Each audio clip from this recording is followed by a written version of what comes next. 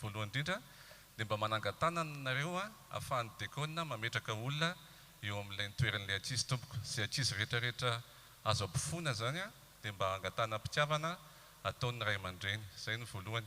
Dia ny faharoa raha mbola misy toerana hoe miandro toerana dia efa mangataka pitiavana zay omenan'izay efa tonga amin'izay satria efa nomboka amin'ny fotoana tompoko.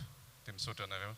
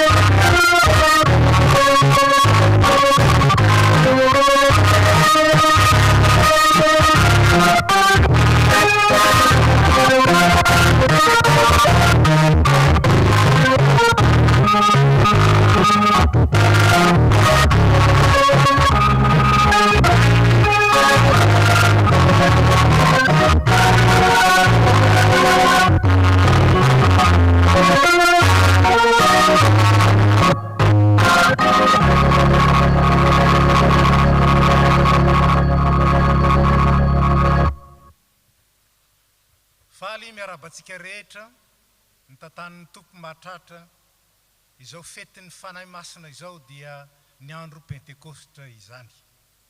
Araka ny fanaon'ny fiangonana dia amin'ity vaninandro ity isika no manokana ireo katekomenina izay nanolo-tena nanamafy ny faneken'ny batisa natao taminy ary miroso ho mpikambana tompon'andraikitra eo amin'ny fiangonana ary miray latabatra amintsika ao amin'ny tompo. Misy 12 mianadahy izy ireo tamin'ity taon'ity. Ny anankiray moa dia nangataka mba ho tokanana any Madagasikara fa izy 10 mianadahy kosa ny tokanantsika eto anio. Ka dia miaraba antsika rehetra ary ho amintsika rehetra ny fahasoavana sy ny fiadanana avy amin'ilay ankehitriny sy taloha ary ho avy dia avy amin'ny fanaza eo anoloan'ny seza fiandrianana sy avy amin'ny Jesosy Kristy vavolombelona marina sy lamatoa amin'ny maty ary lehibe amin'ny mpanjaka amin'ny tany. Amen. Mazo mipetraka isika.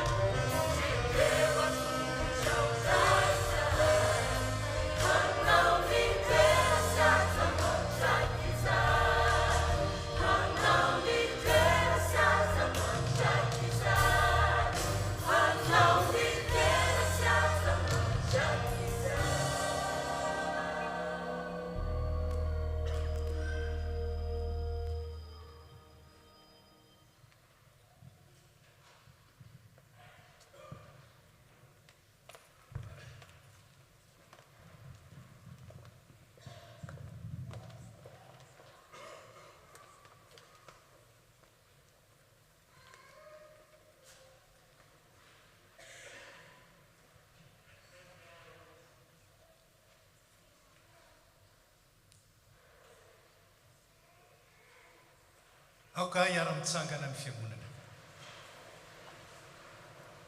amin'ny anaran'ny ray sy ny zanaka ary ny fanahy masina ny salamo fa 400 ny andiny 420 ka hatramin'ny faraky amin'ny 30 no ifandimbiasantsika ka izany mamaky ny tapany voalohany ianareo kosa mamaky ny tapany faharoa araka ny hitantsika eo amin'ny solaitra manjelatra. Endreny amarony ny asanao Jehovah fa endreny no nanaovanao azy rehetra. Enika ny zavatra nataonao ny tany. Tompo ho mandrakizay eny ny voninahitrao ary aoka ianao hifaly amin'ny asanao.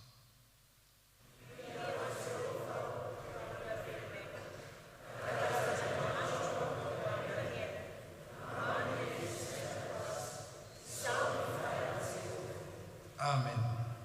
Hira fahatelo.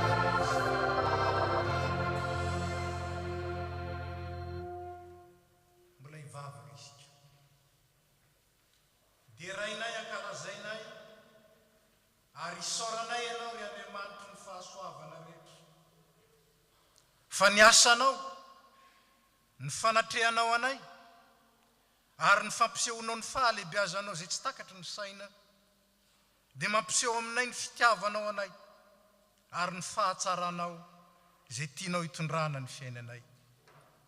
Isaoranay ianao ny fahendrena tapitrohatra, heveranao anay olombelona, ka naharinao anay tamin'ny fanahy, mba hiombonaina sy hiombo-panjakana amin'ny Jesosy Kristy zanakao lahy tokana izahay. Ka dia nirahinao ny fanahy masina, ka ity andro Pentekosta ity no ankalazana izany, zay ampatsiarovanao anay indrindra ny asarobidiny ny anananay izany fanahy masina izany, izay mpamelona anay, mpamelona ny fiangonana, ary mitarika anay ho amin'ny fiombonana miasa ny asanao. Anio ary ny fiangonana dia anamarika izany amin'ny alalan'ny izao fanokanana ireto katekumenina folo mianadahy ireto zao, ary keo amin'ny alalan'ny fanateram-bokatra sy izao fanompoam-pivavahana izao. Ny fanahinao masina izay ankalazainay eny ho eto anivonay sy ho ao anatinay, mba hahatonga izao fankalazana izao ho anitra manompofona kasitrahanao ary andraisanay fahasoavana, anampy fahasoavana. Dia amin'ny anaran'i Jesosy Kristy tomponay sady tompony izao fivirina masina izao, dia rainay ianao, ray zanaka ary fanahy masina. Amen. Petraka isika.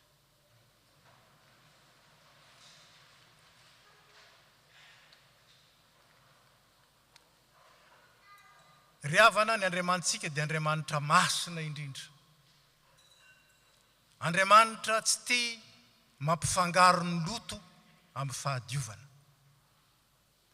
Nefa dia tia ny mpanota ary te hanadio antsika mba hananantsika firaisana aminy sy amin'ny zanany.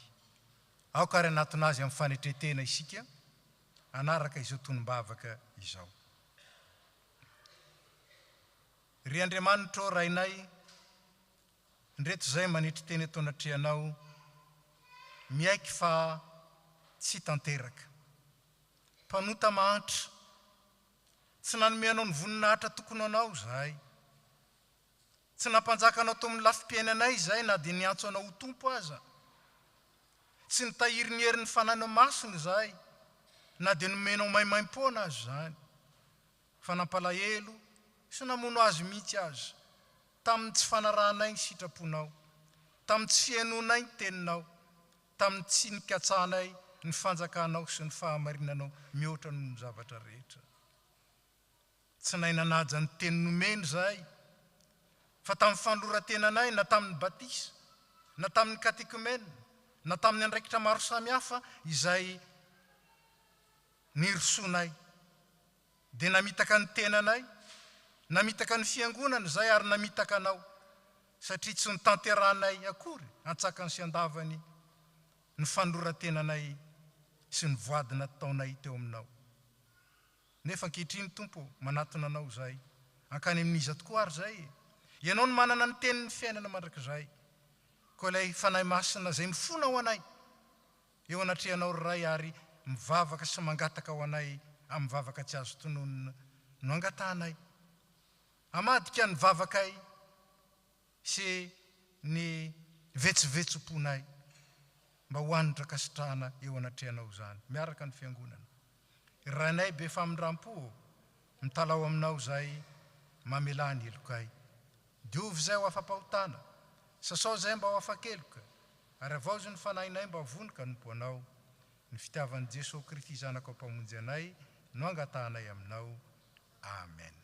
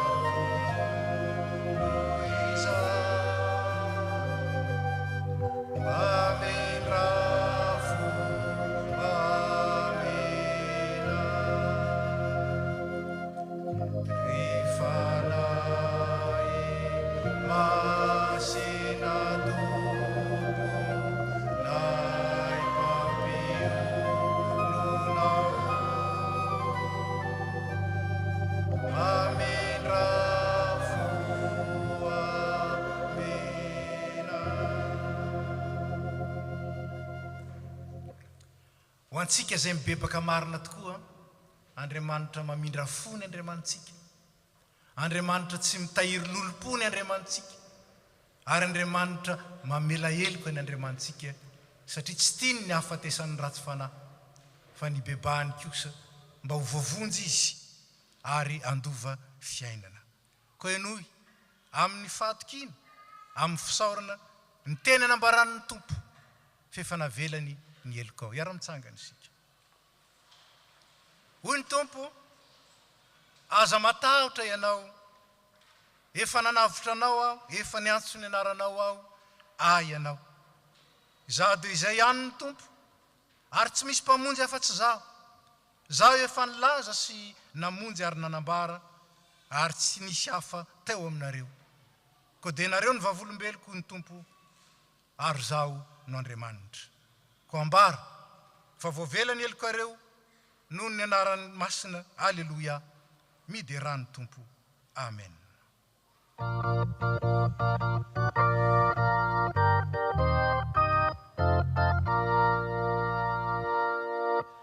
Andriananario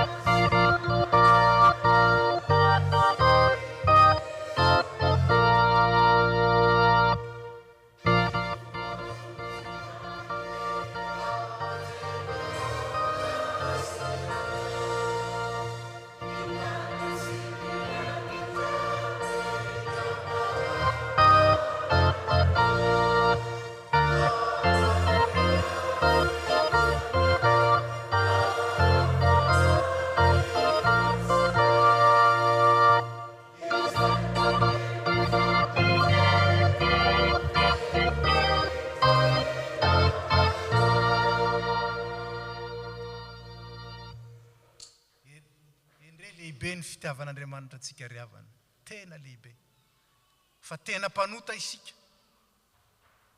ary meloka noho izany nefa dia nodioviny navela ny eloka tsy manala ny fahamasinan'Andriamanitra zany fa ny fanadiovany antsika kosa dia itarihany antsika ao amin'ny fiainam-baovao mba hananantsika firaisana aminy ka andraisantsika fiainana be dehibe ary fiainana mandrakizay. Ko enoy ary ny sitrapon'Andriamanitra zay tia nizorantsika indray zay nahazo famelan-keloka anio. Aza mety ho fitahana ianareo.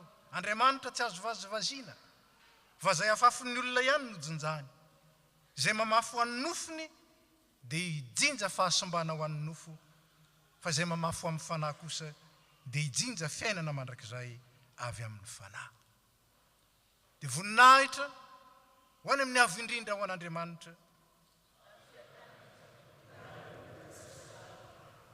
petraka isika.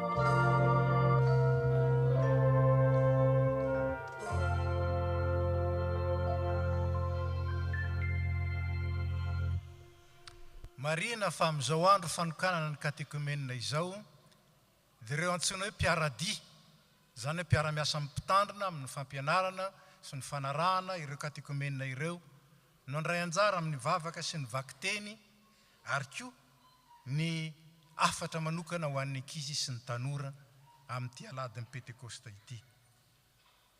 Maintenant, je demande à tous les jeunes et enfants ici présents de se lever pour chanter ensemble le 753, première strophe, avant le message pour vous, enfants et jeunes. Je vous demande de vous lever.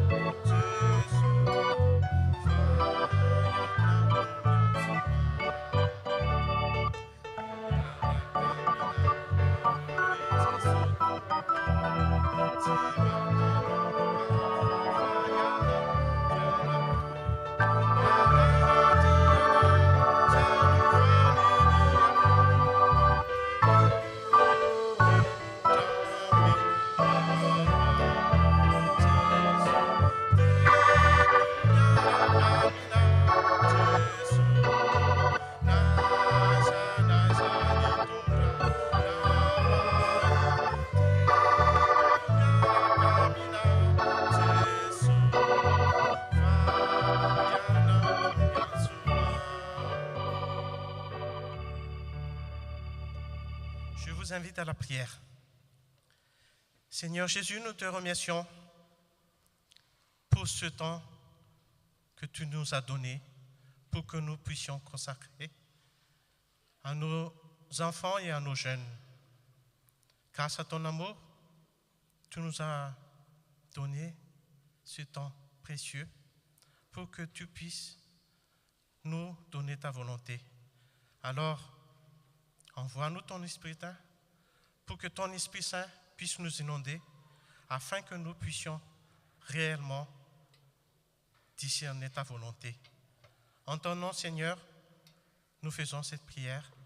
Amen. Vous pouvez vous asseoir.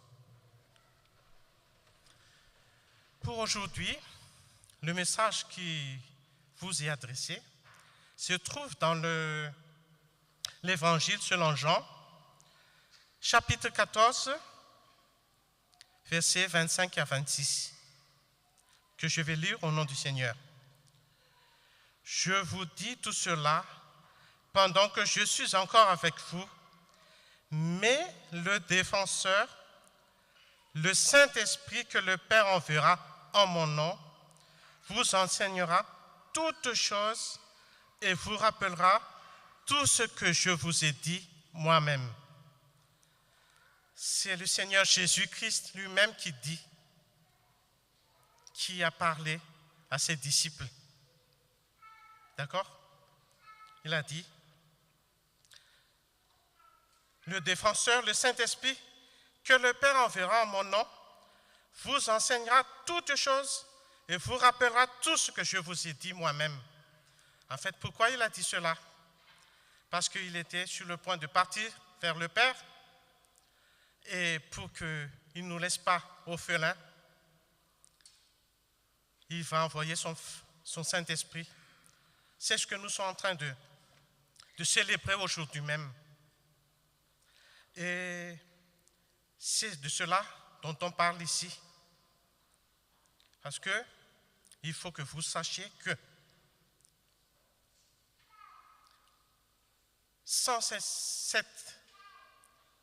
sans l'œuvre du Saint-Esprit, nous ne pourrons discerner la volonté de Dieu. C'est le message qui nous est adressé. C'est la invoquons auprès du Seigneur foi pour que nous puissions faire face à cette vie. Nous avons besoin de la parole nous donne la foi en vue du salut en Jésus-Christ, et de cette manière nous allons pouvoir faire face à toute réalité, en toutes circonstances, que ce soit dans la joie, dans la peine. Nous sommes équipés par le Seigneur lui-même. Mais pour cela, il faut que nous lui demandions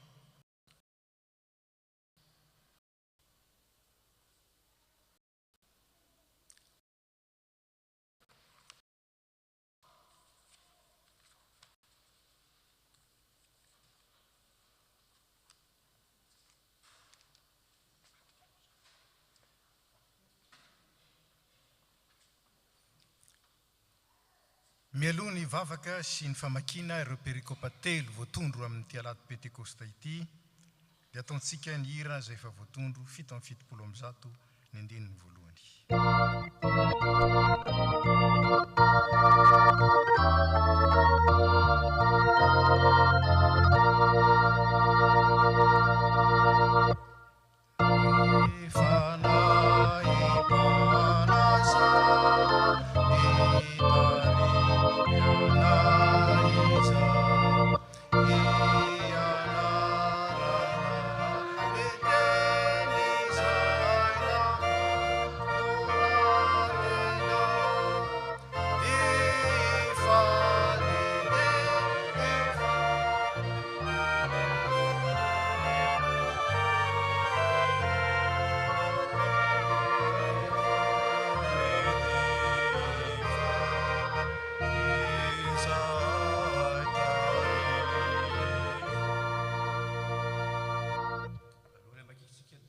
Andriamanitra rehefa ny ivavaka isika.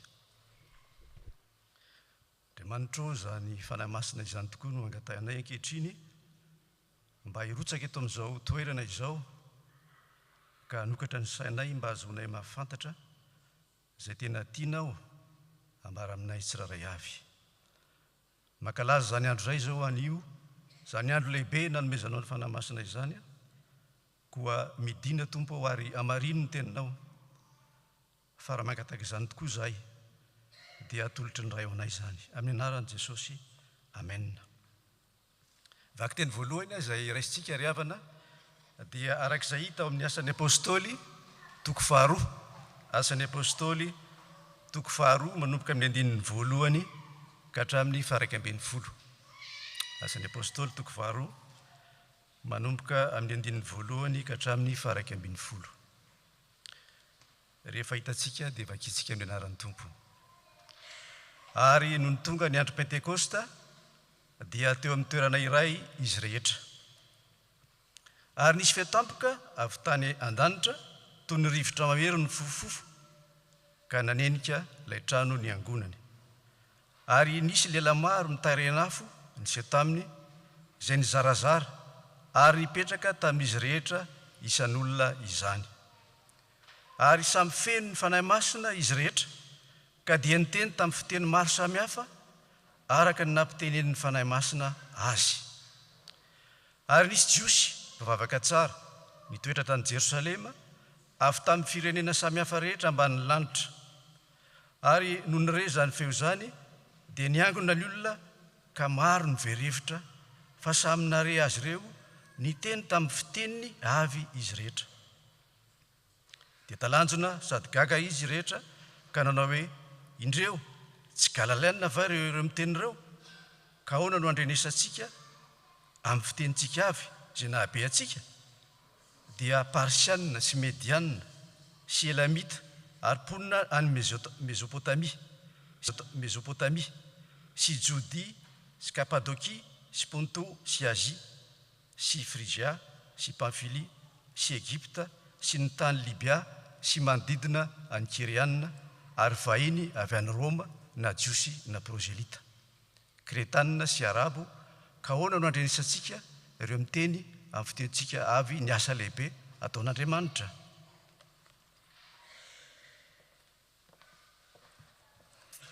Hotoizantsika ny famakiana ny teny soratra masina dia izany dia hitantsika eo amin'ny Korintiana 1 toko 12 andiny 7 ka hatramin'ny 17. Korintiana 1 toko 12 andiny 7 ka hatramin'ny 17 amin'ny anaran'ny Tompo. Fantatro fanakarina trano paradisa zany lehilahy izany. Asa mora anakarina tokoa izy na nisy evom-pahitana fotsiny, Andriamanitra no mahalala. Ary tao paradisa no nandrenesany teny tsy alazainy sady tsy azon'olombelona tenenina. Ny amin'izany lehilahy izany no ataoko rehare, fa ny amin'ny tenako dia tsy misy ataoko rehare afa-tsy ny fahalemeko ihany. Satria na dia te hirehare aho dia tsy ho adala fa ny marina no lazaiko. Kanefa tsy manao izany aho, fa ndrao isy olona hevitra ahy ho mihoatra noho izay hitany amiko na reny avy amiko. Fa mba tsy hampieboebo ahy noho ireo fanambarana tsy manan-tsala voaraiko, dia navelan'Andriamanitra izy zava-mampijaly ahy tao amin'ny tenako. Toy ny iraky Satana namely ahy izany ka misakana ahy tsy eboebo. Intelo aho ny angavin'ny Tompo mba hialany izany aretin'izany amiko. Nefa hoy ny Tompo tamiko, ampoanao ny fahasoavako, satria ao amin'ny fahalemenao no isehon'ny heriko tanteraka. Koa vao maika sitrako mihitsy ny rehare amin'ny fahalemeko mba hambomba ahy ny herin'i Kristy. Ka dia hifaliako ny fahalemena, ny fanefadefana, ny fahaterena, ny fanenjehana ary ny tebiteby izay manjo ahy noho ny amin'ny Kristy, fa rehefa mahalemina indrindra aho no mahery. Efa lasa adala aho satria no terenareo. Ianareo angeny tokony hiderahy e. Fa na dia tsinotsinona aho dia tsy misy malatsa-danja velively amin'ireo apôstôly fanaperana. No tontosaina teo aminareo avokoa ny marika manam-pirofo ny maha-apôstôly ahy, dia faharetana lehibe sy famantarana ary zava-mahatalanjona manasa mahagaga. Fa inona moa no mahalatsa-danja anareo noho ny fiangonana hafa, afa-tsy hoe anga tsy nanahirana anareo aho, mamelany atsoko, fa tsy rariny tokoa izany. Amen.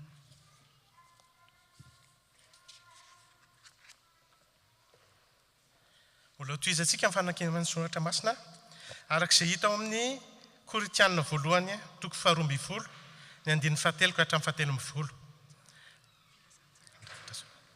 Koritianina voalohany toko 12 17 ka hatramin'ny 17.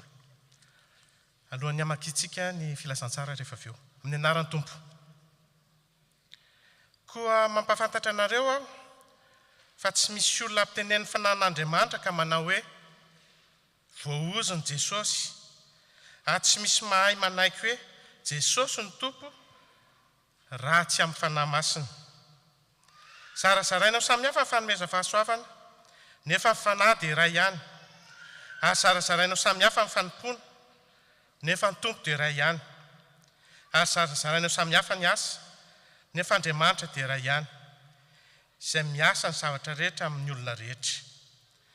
Ary izy rehetra dia samy nomena ny fampisehoana ny fanahy azo soa, fa ny anankiray nomeny fanahy teny fahendreny, ary ny anankiray teny fahalalana, arak'izany fanahy izany ihany. Ary ny anankiray finoana amin'ny fanahy izany ihany, ary ny anankiray fanomezam-pahasoavana hoento manasitrana amin'izany fanahy iray izany ihany. Ary ny anankiray dia manao fahagagana, ary ny anankiray ny maminany, ary ny anankiray ny mahafantatra amin'ny fanahy samihafa, ary ny anankiray ny miteny amin'ny fiteny samihafa tsy fantatra, ary ny anankiray ny mandika fiteny tsy fantatra. Ireo rehetra ireo dia asa amin'ny fanahy iray ihany, zarazarainy ho azy rehetra araky ny sitrapony. Fa tahaka ny teny iray ihany nefa maro momba ny teny, ary ireo rehetra momba ny teny ireo na dia maro koa aza dia teny iray ihany, dia tahaka izany koa Kristy. Fa fanahy iray ihany nanaova batisantsika rehetra ho teny iray, na jiosy na jentilisa, na andevo na tsy andevo, ary sika rehetra dia efa nampisotro ny fanahy iray. Eo am-pitsanganana no andraisantsika ny filazantsara araky ny hira izay efa voatondro.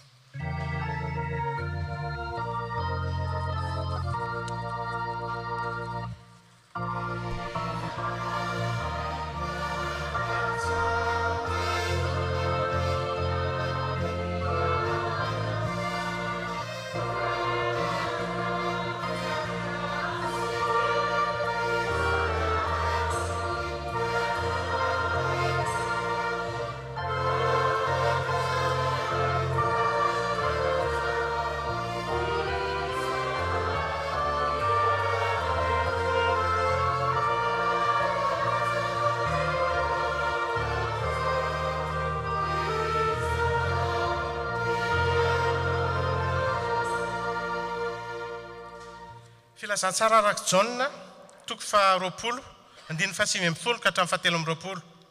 Araky ny dika teny iombonana any Madagasikara, donc ao amin'ny Joany toko 20 15 ka hatramin'ny 17. Ny anaran'ny Tompo. Ny arivan'io alahady io ihany dia nivoto ao amin'ny trano iray ny mpianatra, ary noho izy ireo natahotra manam-pahefana jiosy dia voahidy avokoa ny varavarana. Kanefa tonga Jesosy nijoro teo avoan'ny mpianatra ary nanao taminy hoe ho aminareo anie ny fiadanana. Rehefa nilaza izany Jesosy dia nasehony azy ireo ny tanany sy ny fony, ka faly ny mpianatra fa nahita ny Tompo. Dia hoy indray Jesosy taminy, ho aminareo anie ny fiadanana, tahaka ny nandrahandray ahy no hanirahako anareo koa. Rehefa nilaza izany izy dia nitsoka taminy ary nanao hoe raiso ny fanahy masina, na iza avelanareo eloka dia voavela, ary na iza tsy voavelanareo eloka dia tsy voavela. Amen.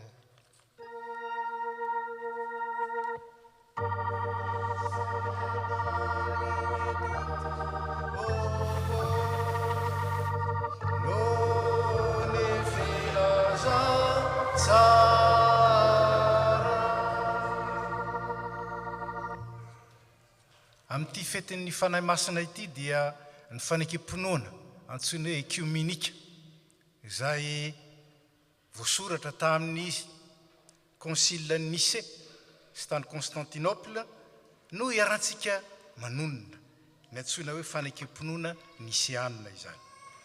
isika mino an'Andriamanitra iray raitsy to mpalaon'ny lanitra sy ny tany ary ny zavatra rehetra na ny hita na ny tsy hita ary mino an Jesosy Kristy tompo iray zanan'ilay tokan'Andriamanitra nateraky ny rainy talohan'izao rehetra zao ny mazava avy amin'ny mazava Andriamanitra tokoa avy amin'Andriamanitra nateraka fa tsy natao miray amin'ny zavatra rehetra izy milahiny izy rehetra zao noho ny antsika olombelona sady famonjenatsika dia nidina avy tany an-danitra izy ary nataony fanahy masina nofo avy tamin'ny firijiny dia tonga olona izy no mbola natao amin'ny azo fijerena fanavotanantsika tamin'ny ampampotoplato izy nijaly izy ary matika sandra tamin'ny mahatamin'ny fahatelo araka izy niakatra eo lanitra izy apetraka eo tanana diary miviny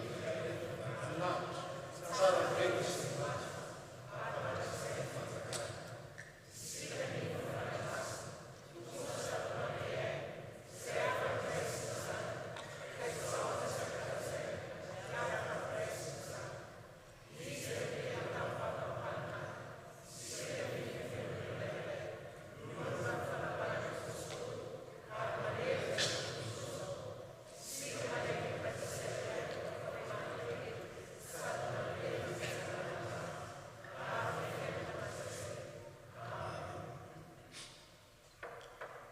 ataontsika nira voatondro mialoha mitondrana miafatra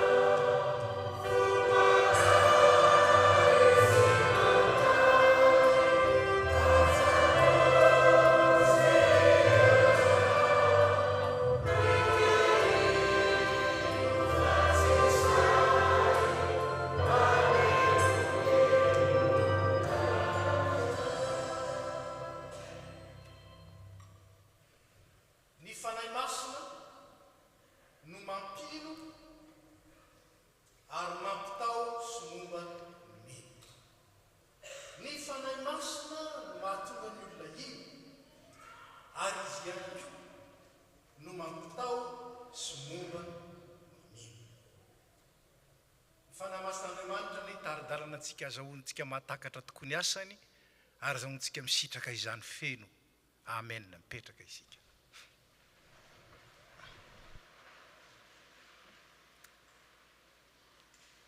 ry havana fetin'ny fanahy masina anio ary azo lazaina fa tsy ho ampy ny fotoana hoentina mamelabelatra sy manambara ny asan'izany fanahy masina zany sy ny arena azo avy aminy eo amin'ny fiainan'ny mino anio dia ny perikopa ihany no amerantsika zay oambaratsika mikasika ny fanahy masina ary dia ny fitinina amin'ireo zavatra telo ireo ny fanahy masina mampino ny fanahy masina mampitao ary ny fanahy masina momba azo lazaina fa ny fanahy masina ry havana no miantoka ny fiainana mahampino raha tsy misy ny fanahy masina dia tsy pino ny pino fa mety minomino foana izy tsy maintsy iasan'ny fanahy masina ny mpino vao afaka miaina ny mahampino azy. Io fanahy masina antsoina amin'ny teny grika hoe parakleto io no manazava, io no mampahery, io no mampionina, io no miaro, io no mitantana, io no mampiray, sy ny sisa mbola azo tohizana.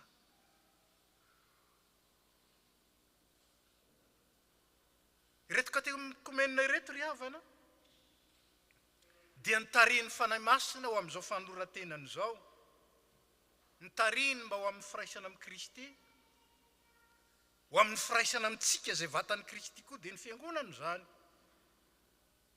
Ka dia ndeha ho jerentsika ireo zavatra telo sosona izay voambara fa ilantsika indrindra ny fanahy masina amin'ny mampino antsika. Voalohany, mampino antsika ny fanahy masina, izany hoe mahatonga antsika ino. Tsy avy amin'ny fahatakaran'ny olona, ara-tsaina izany, tsy avy amin'ny fahendrenana anan'ny olona, na koa avy amin'ny famendrehana ananany ny finoana, fa fanomezana maimaim-poana avy amin'Andriamanitra. Paoly apôstôly dia azo lazaina fa ohatra tamin'izany. Maizina raha ny amin'ny fahalalana ny Kristy, maizina. Nanaonao foana ny hevitra fa hanampy be dia be an'Andriamanitra ary indrindra ahafaly an'Andriamanitra ny ataony, kay ny fanohitra tamin'izany. Nefa izany Saoly niova Paoly izay nanenjika ny fiangonan'Andriamanitra ary nanohitra ny Kristy, natonga ny Kristy teny hoe zaho izay enjehinao io miteny aminao io. Niantso an'izany lehilahy zany ary nanokana azy ka nahatonga azy nahavita be. Ireo apôstôly 12 niaraka tamin'i Jesosy ange, raha jerena ny faharitany mba naleny nisan'ny olona notoriany kely de kely raha miohatra amin'ny faritra nalehan'ny Paoly. Nahatonga ny mpitoroteny Amerikanina anankiray nilaza fa raha misy Paoly apôstôly 5 monja amin'izao androntsika izao, amin'izao andron'ny Lazare izao, raha misy Paoly apôstôly 5 monja, vita ny fitorianan'ny filazantsara eran-tany, tsy mila nizaniza. Ary mahavarina ny fitondran'Andriamanitra fa nisy fahadisoana ny vaky teny dia nivakiana tamintsika ny Koritianina 2:12 fa dia miteny an'izany indrindra fahasoavana no niasan'Andriamanitra tao amin'ny Paoly. Fahasoavana ny antsoina azy ompino, fahasoavana ny niasa tao aminy ka natonga azy hoe zaho ange olona malemy, zaho ange nigista indrindra mino, zaho ny lohany amin'ny mpanota, nefa zaho nantsoina ho amin'izao asa sarobidy izao, mba azahoan'ny hafa mino fa lehibe ny fitiavan'Andriamanitra ary tsy azontsika refesina ny fahasoavany. Zany ilay vaky teny nisosoka teo, nilaintsika. Satria izany tokoa mazava ny tenin'Andriamanitra, tsy misy afaka milaza hoe Jesosy ny tompo ratsy avy amin'ny fanahy masina. Mazava ne zany tsy avy amin'ny fonao, tsy avy amin'ny sainao, tsy avy amin'ny eritreritrao, tsy avy amin'ny nandehananao, tsy avy amin'ny eksperiensanao, tsy avy amin'ny mahazanakiranona na zanakiranonanao nanehokenao an'i Jesosy ho tompo, fa asa ny fanahy masina ary asam-pahasoavana izany. Ny fanahy masina no mandresy lahatra atsika fa Andriamanitra ny tompo azo antoka, fa Andriamanitra ilay tompo mahery, ilay Andriamanitra mahatoky. Izany ny tsy rehareana ny amin'ny finoana, fa kosa anehoana fankasitrahana feno. Tsy firehareana no andrasan'ny tompo amintsika noho ny finoana ananantsika, fa fankasitrahana. Tsy fisehoana ao amin'ny hafa, fa fisehoana ao anatrehan'Andriamanitra misaotra fa tsy misy tahaka anao tompo. Za zay farany adala indrindra, Paoly io, za zay farany mpanota indrindra, za lay mpiteny ratsy taloha, za no lazany azy, za no nanjarina vita be indrindra teo amin'ny apôstôly, nefa tsy za. fa ny tompo izay niasa tamiko tamin'ny alalan'ny fanahy masina. Ankehitriny reto katekomeniny reto dia nanolo tena manao ny fanekena noho ny asan'ny fanahy masina tao aminy, dia manamafy ny fanekeny batisa izy. Fahasoavana izany ry havana, fahasoavana. Ary ambaran'ny soratra masina hoe rehefa nandray an'i Jesosy Kristy ianareo dia tsy fantatry ny olona intsony tao amin'ilay fisinao teo aloha. Asika raha mba mandeha amin'izany mijery an'ireto katekomeniny reto, mahalala ny tantarany, mahalala ny fianakaviany, mahalala ny fiainany, nalala ny anina teo aloha, ankehitriny ao amin'ny tompo noho ny fahasoavana, tsisy mahalala ny areo tsony araka izany. Fa mijery anareo ao amin'ny tompo, mijery anareo amin'ny tompo. C'est le Saint-Esprit qui donne la foi. Et c'est pour cette raison qu'il ne faut pas s'enorgueillir.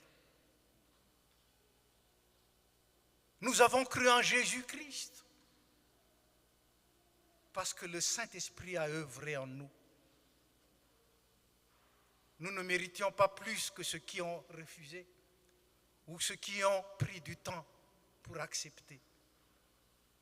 Nous devons en être reconnaissants envers le Seigneur. Des louanges et des témoignages d'amour. Oui, parce que Dieu est amour.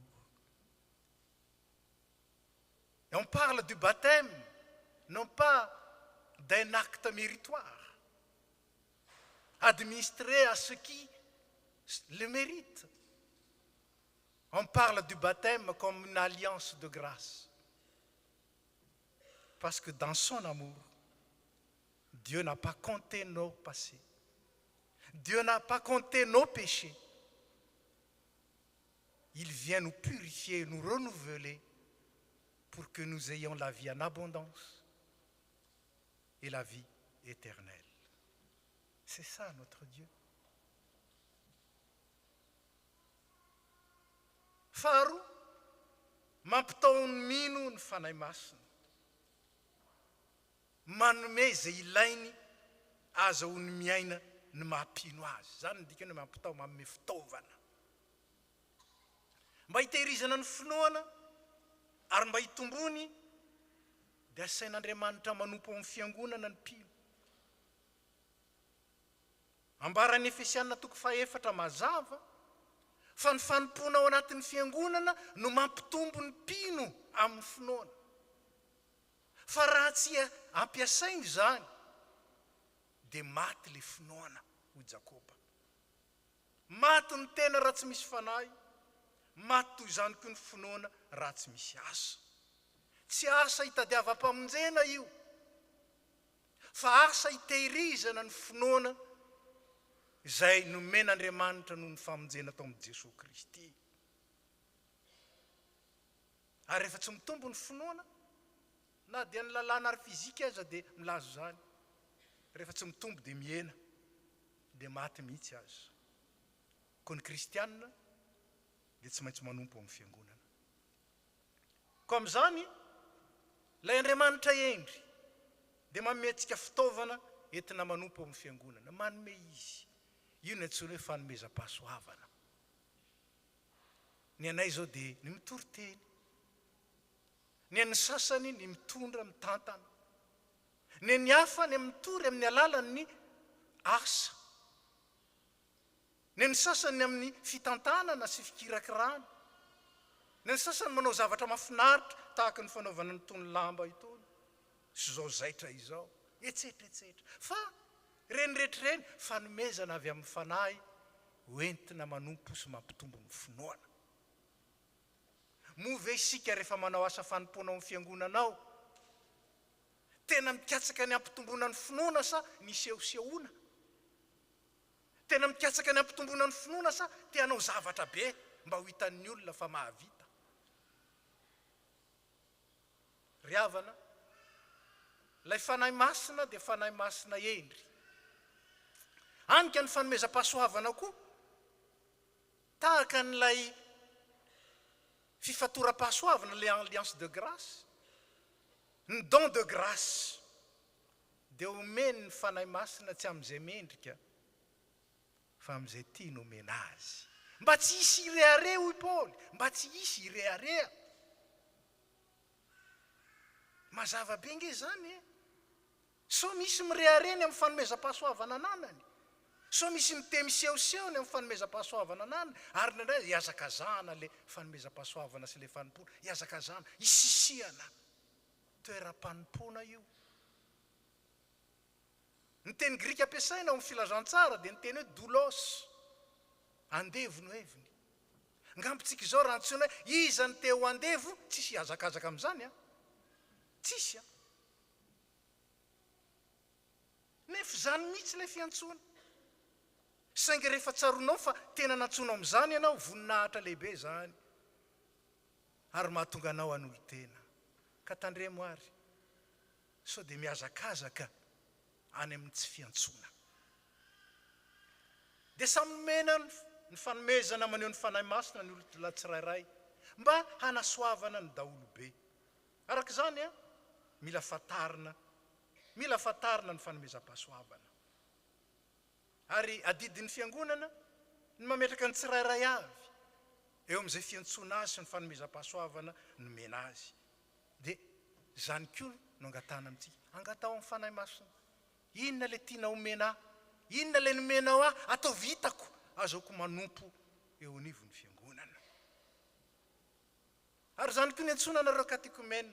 Rehefa nidinidinitsika dia hoe aiza no natateranareo ny fanimpona? Où est-ce que vous allez exercer votre ministère? Où est-ce que vous allez exercer? Dans quel domaine vous allez servir dans l'Église? Parce que ce sont les conditions pour votre croissance spirituelle et surtout pour l'accomplissement de ce pourquoi Dieu vous a appelé.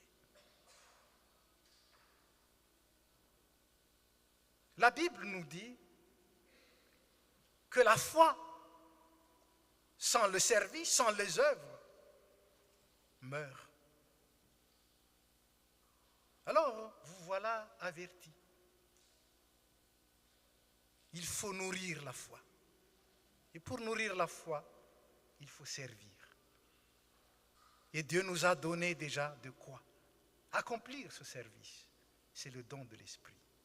Notre rôle, c'est de les connaître. Notre rôle, c'est de le pratiquer.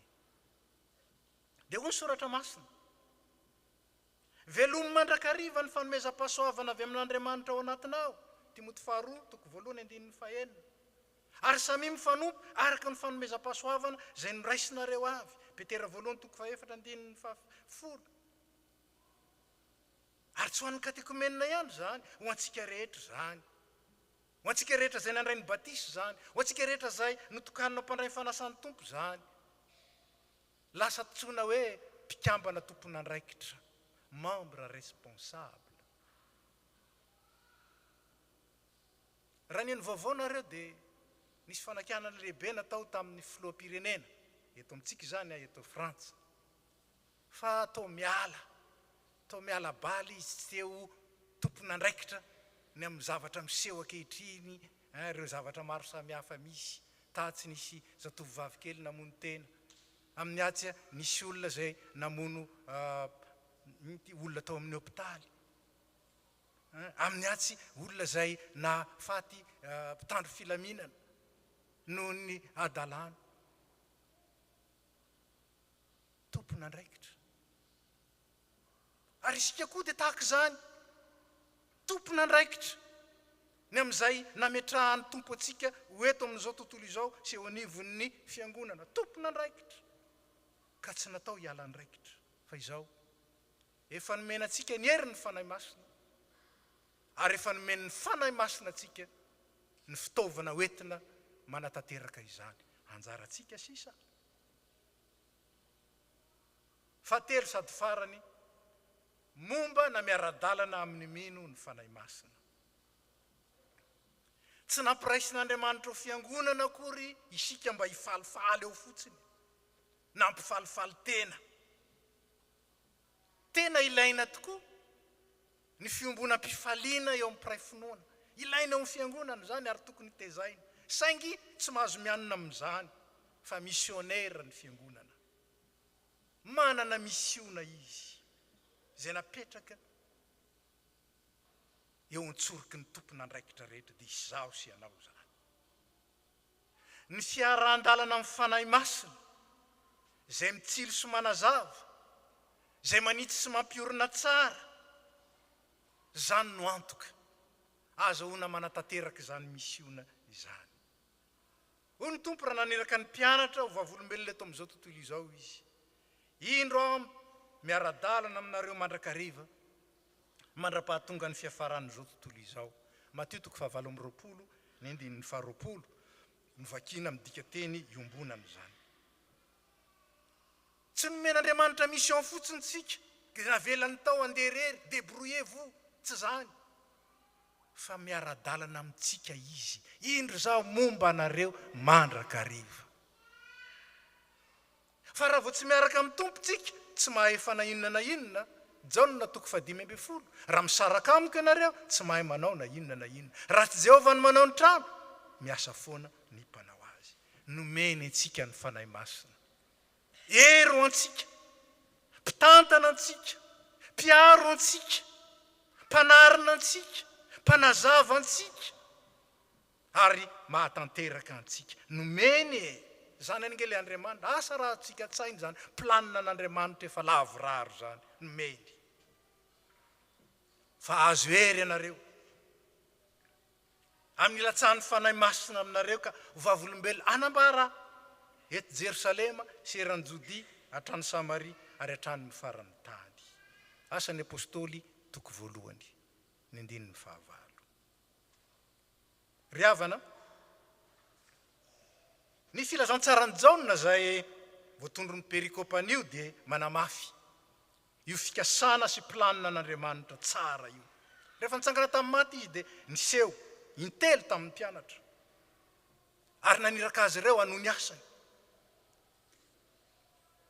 Mandehanany amin'izao tontolo izao ianareo, mitory ny filazantsara. Jesosy anie nitondra ny filazantsara teto e.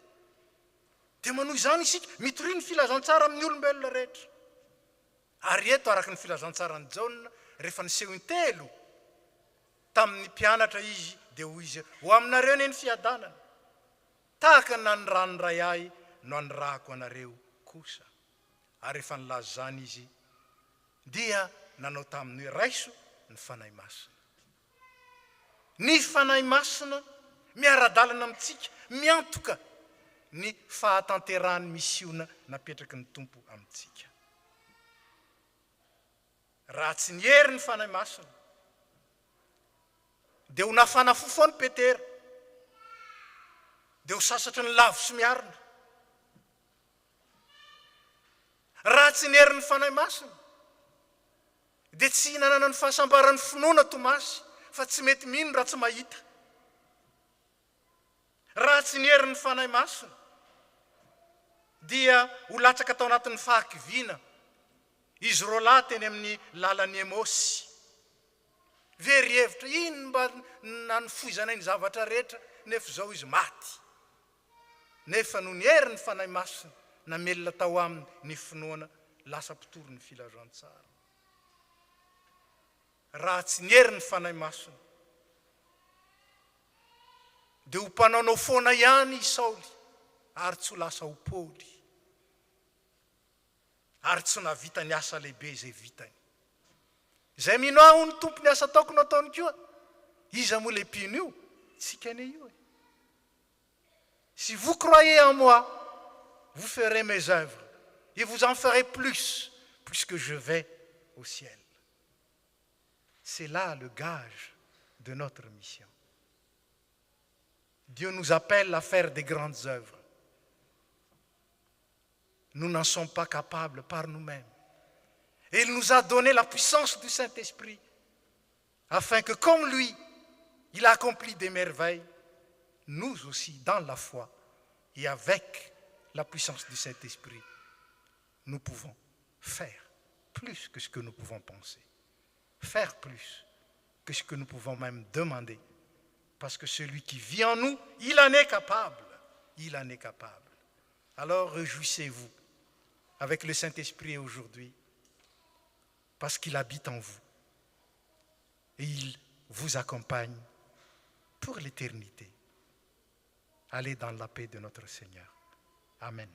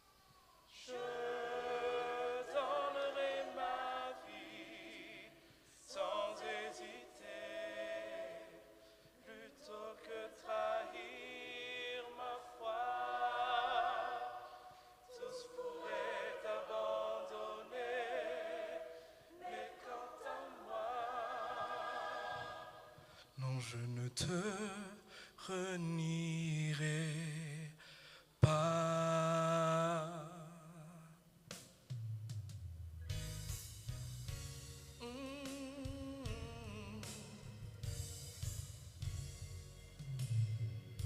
Pour répondre à ton appel, je t'ai suivi sans détour. Sachant combien ton amour est fidèle, je te promets qu'en retour, je donnerai ma vie sans hésiter, plutôt que trahir ma foi. Tous pourraient t'abandonner, mais quant à toi, je ne te renierai pas. Si nous manquions ton appui, Seigneur, meurtrier en nous, c'est toi qui as les paroles de vie. Te suivons jusqu'au bout, Envers et contre tout, je donnerai ma vie sans hésiter, plutôt que trahir ma foi. Tous pourraient t'abandonner,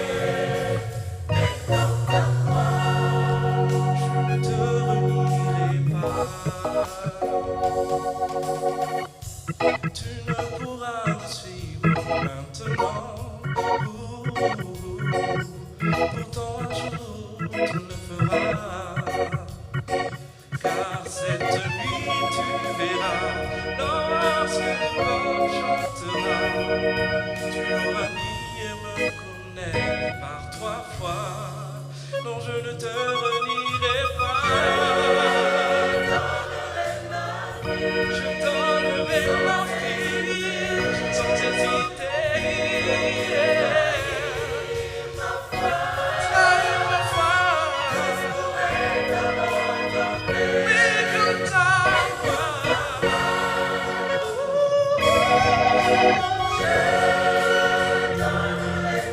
Donnerai ma vie sans hésiter.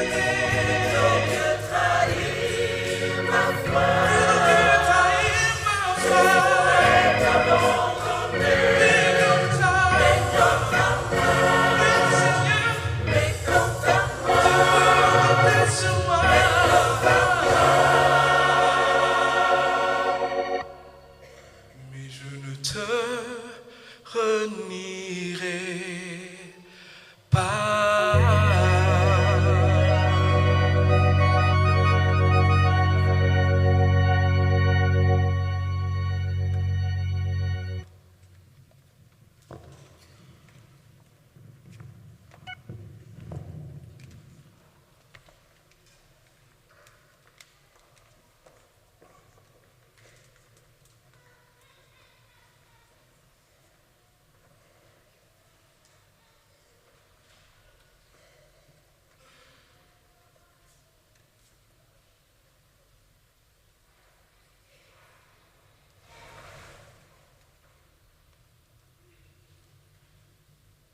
riavana tonga amin'ny fotoana izay anatanterahana ny fanokanana anizy folo mianada ireto hopiray latabatra amin'ny tompo ary mpikambana tompony andraikitra eto amin'ny fiangonana isika mangataka anareo folo mianada hitsangana.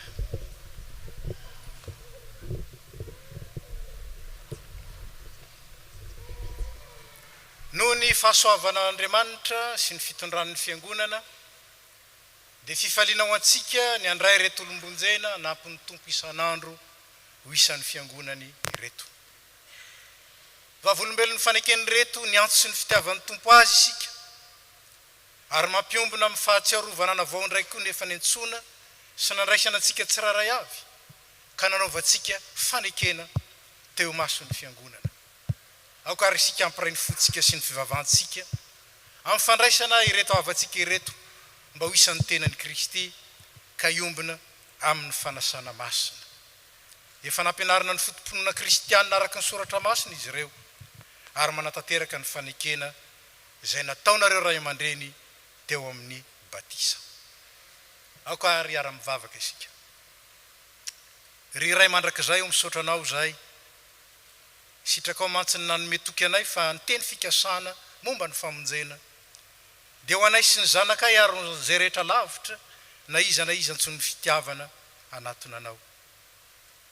Ry Andriamanitra tsara sady mahatoky io nino ny fanambaranao zahay teo amin'ny batisa dia nanokana ny zanakay ho anao zahay nobiazinay araka ny filazoany tsara ary nangataka mandrakariva ny rotsahan'ny fahasoavanao aminy. Niezaka izay na dia malemy azy mba hitarika azo amin'ny fiainana mandrakizay dia ny mahafantatra anao izay Andriamanitra tokana sady marina sy Jesosy Kristy izay efa nirahinao. Ankehitriny ary nandreny antsonao izy ka afaka hifidy ankalalahana ny lalany izorany ka dia ino tonga atao anatrehanao anambara ny finoany ianao. Tompo, eno ny vavaka irehetra miakatra ho an'izy ireo ary raisy koa izay rehetra ankehitriny ho amin'ny firaisana masina aminao ary ho amin'ny fampiraisana anay amin'izy ireo. Dia amin'ny anaran'i Jesosy Kristy zanako mpamonjy anay no angatana izany ho azy eny ary ho anao ray any an-danitra so amin'ny fanahy masina ny dera sy ny laza ary ny voninahitra mandrakizay. Amen. Mbola ataontsika ny hira fa 970. Zany hira zany no iraintsika dia tsy iraintsika ho an'ny katekomena fa iraintsika ho antsika zay efa nanolo tena ary manavao ny fanoratenantsika indray anio.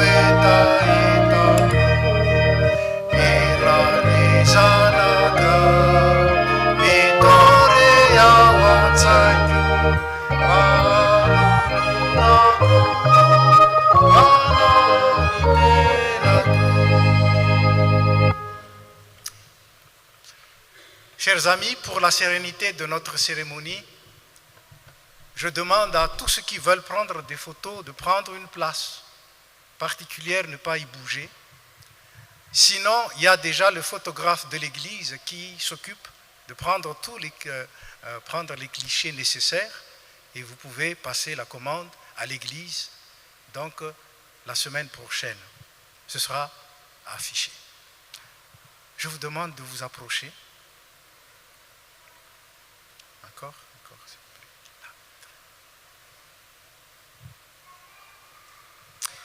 Hoy ny tompo, zaho ny mpiandry tsara manolotra ny ainy amonjo ny ondry. Raha misy olona tanaraka ahy, aoko izy andany tenany ka hitondra ny azo fijaliana ka anaraka. Fa na iza ny tamonjy ny ainy dia avery azy. Fa na iza no avery ny ainy noho ny amiko dia azo zany.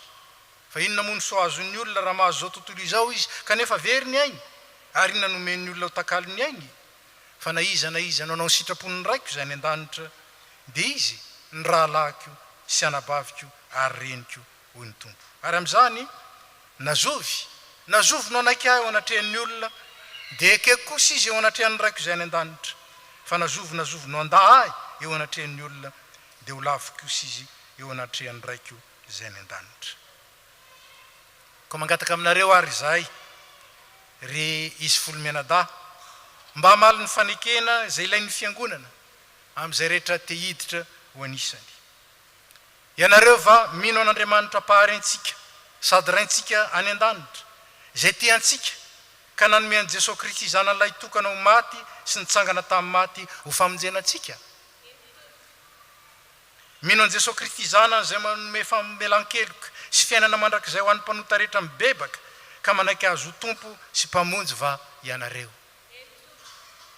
Moa ianareo va manaiky ho an'ny tenanareo ny faneken'ny batisa izay andraisanareo ny fanomezan'ny fanahy masina ka izoranareo amin'ny lalan'ny fiainana kristianina ho tian'Andriamanitra sy hankatony sitrapony ary atsiaro fa ny vavaka sy ny famakinan'ny baiboly ary ny famonjenan'ny fanipompovavana sy ny fanasana masina zany no adidy sady tombontsoany mino zany va ianareo.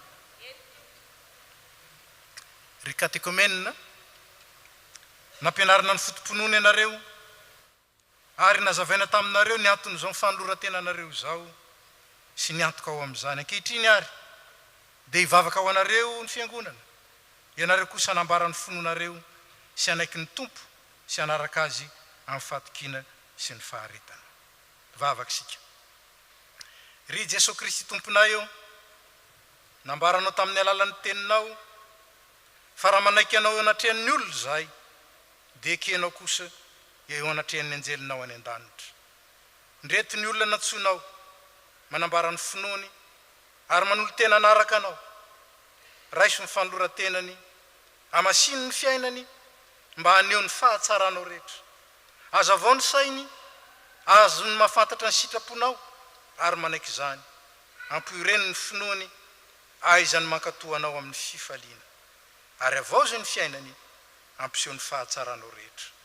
Noho ny anaranao fototry ny famonjena Jesosy Kristy tomponay. Amen.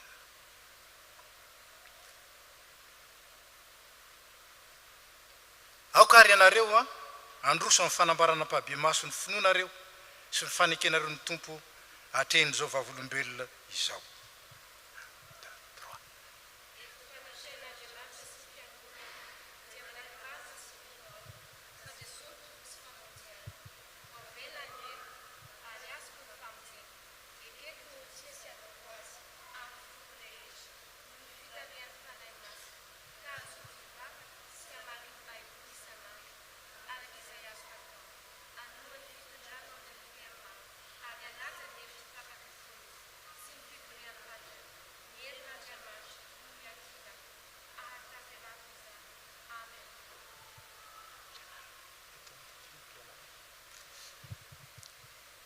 Nicole Christiana.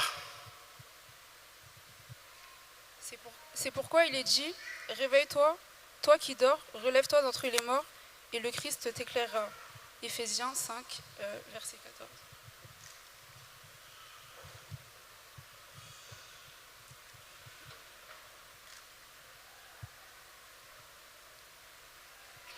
noho izany fanekena nataonao teo zany Nicole Christiana dia amin'ny anaran'ny Ray sy ny Zanaka ary ny Fanahy Masina no tsofanay rano sy andraisanay ianao isan'ny momba ny tenan'i Kristy ka anasanay ianao andray ny fanasan'ny tompo miaraka aminay ary Andriamanitra raitsi-to zay niantso anao niala tamin'ny maizina ao amin'ny fahazavany mahagaga izy hatanteraka sy ampiorina ary ampitoetra anao amen.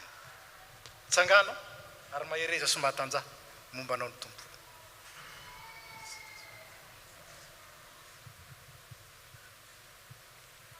Presto Elodie ary Vololona Cléry.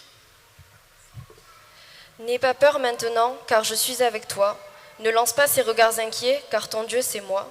Je viens te rendre courage, j'arrive à ton secours et je te protège par ma main droite et victorieuse. Ésaïe 41, verset 10.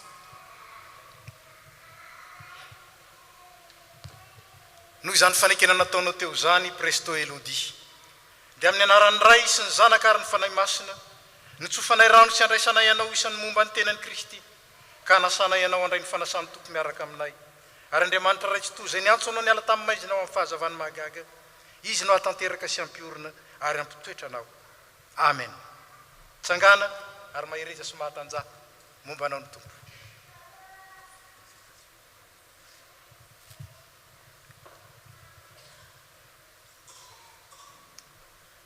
Rajany Rainy Antanirina.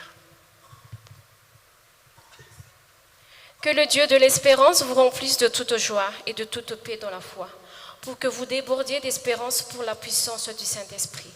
Romains chapitre 15, verset 13.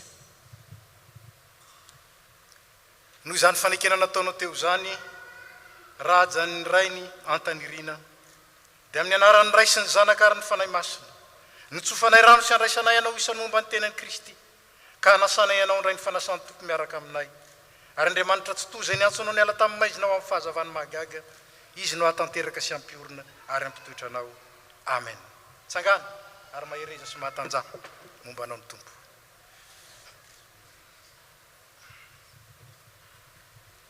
Rarjon Rina Joana. N'ai donc pas honte de rendre témoignage à le Seigneur, mais souffre avec moi pour la bonne nouvelle avec la puissance de Dieu. Dieu nous a sauvés, il nous a appelés pour que nous soyons à lui. 2 Timothée 1, versets 8 à 9. Noho izany fanekena nataonao teo zany Rarjon Joana dia amin'ny anaran'ny Ray sy ny Zanaka ary ny Fanahy Masina nitsofanay rano sy andraisanay ianao isan'ny momba ny tenan'i Kristy ka anasanay ianao andray ny fanasan'ny tompo miaraka aminay ary Andriamanitra tsy to zay niantso anao niala tamin'ny maizina ho amin'ny fahazavany mahagaga izy no hatanteraka sy ampiorina ary ampitoetra anao amen. Tsangana mahereza ary mahatanjaha momba anao ny tompo. Rajaobella Anjara Ornella. Éternel, fais-moi connaître tes voies, enseigne-moi tes sentiers, conduis-moi dans ta vérité et instruis-moi, car tu es le Dieu de mon salut, tu es toujours mon espérance. Psaume 25, versets 4 et 5. Amen. Noho izany fanekena nataonao teo zany Rajaobella Anjara dia amin'ny anaran'ny Ray sy ny Zanaka ary ny Fanahy Masina nitsofanay rano sy andraisanay ianao isan'ny momba ny tenan'i Kristy ka anasanay ianao andray ny fanasan'ny tompo miaraka aminay ary Andriamanitra raitsi-to zay niantso anao niala tamin'ny maizina ho amin'ny fahazavany mahagaga no hatanteraka sy ampiorina ary ampitoetra anao amen. Tsangana ary mahereza sy mahatanjaha momba anao ny tompo. Randriamanantsoa Océane Arso. Je lui conserverai toujours ma bonté et mon alliance lui sera fidèle. Je rendrai sa postérité éternelle et son trône comme les jours des cieux. Psaume 89, versets 29 à 30. Noho zany fanekena nataonao teo zany Randriamanantsoa Océane dia amin'ny anaran'ny Ray sy ny Zanaka ary ny Fanahy Masina nitsofanay rano sy andraisanay ianao isan'ny momba ny tenan'i Kristy ka anasanay ianao andray ny fanasan'ny tompo miaraka aminay ary Andriamanitra raitsi-to zay niantso anao niala tamin'ny maizina ao amin'ny fahazavany mahagaga izy no hatanteraka sy ampiorina ary ampitoetra anao amen. Tsangana ary mahereza sy mahatanjaha momba anao ny tompo. Razafindrabe Aniel Sou. Je louerai l'Éternel tant que je vivrai. Je célébrerai mon Dieu tant que j'existerai. Psaume 146, verset. Noho izany fanekena nataonao teo zany razafindrabe Aniel dia amin'ny anaran'ny ray sy ny zanaka ary ny fanahy masina nitsofanay rano sy andraisanay ianao isan'ny momba ny tenan'i Kristy ka hanasana ianao andray ny fanasan'ny tompo miaraka aminay ary Andriamanitra ray tsy toy izay niantso anao niala tamin'ny maizina ho amin'ny fahazavany magaga izy no hatanteraka sy ampiorina ary ampitoetra anao. Amen. Tsangana ary mahireza sy mahatanja momba anao ny tompo. Fraïsine Dani. Je vous donne un commandement nouveau. Aimez-vous les uns les autres comme je vous aime. Vous aussi, aimez-vous les uns les autres. Jean, chapitre 13, verset 21. Noho izany fanekena nataonao teo zany, Fraïsine Dani, dia amin'ny anaran'ny ray sy ny zanaka ary ny fanahy masina, nitsofanay rano sy andraisanay ianao isan'ny momba ny tenan'i Kristy, ka hanasana ianao indray ny fanasan'ny tompo miaraka aminay. Ary Andriamanitra ray tsy toy izay niantso anao niala tamin'ny maizina ao amin'ny fahazavany mahagaga no hatanteraka sy ampiorina ary ampitoetra anao. Amen. Tsangana ary mahireza sy mahatanja momba anao ny tompo. Rasolon'iray be fitahina. Je vous donnerai un cœur nouveau et je mettrai en vous un esprit nouveau. J'ôterai de votre corps le cœur de pierre et je vous donnerai un cœur de chair.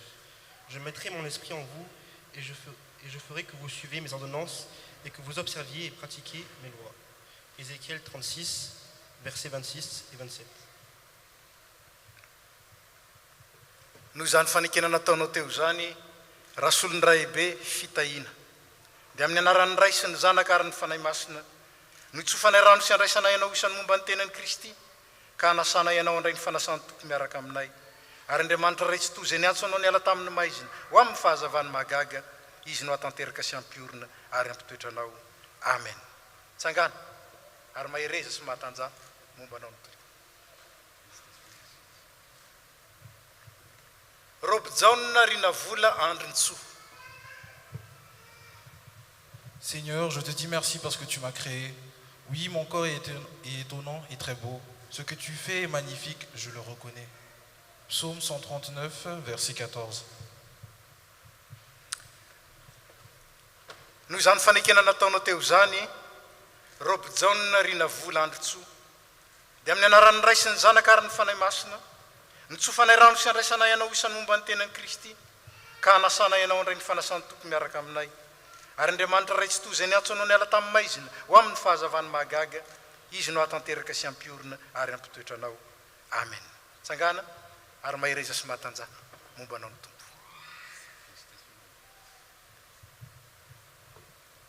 Zaho dia mangataka ny fiangonana mba hitsangana. Mbola hiara-mivavaka isika. Ry tompo Andriamanitra eo misaotra anao zay no ity ora nomenao iainana eto anatrehanao ity. Apetraka eo an-tananao raha eo reto mpanomponao reto, zay vao avy nanamafy ampahibe maso ny fanekeny taminao.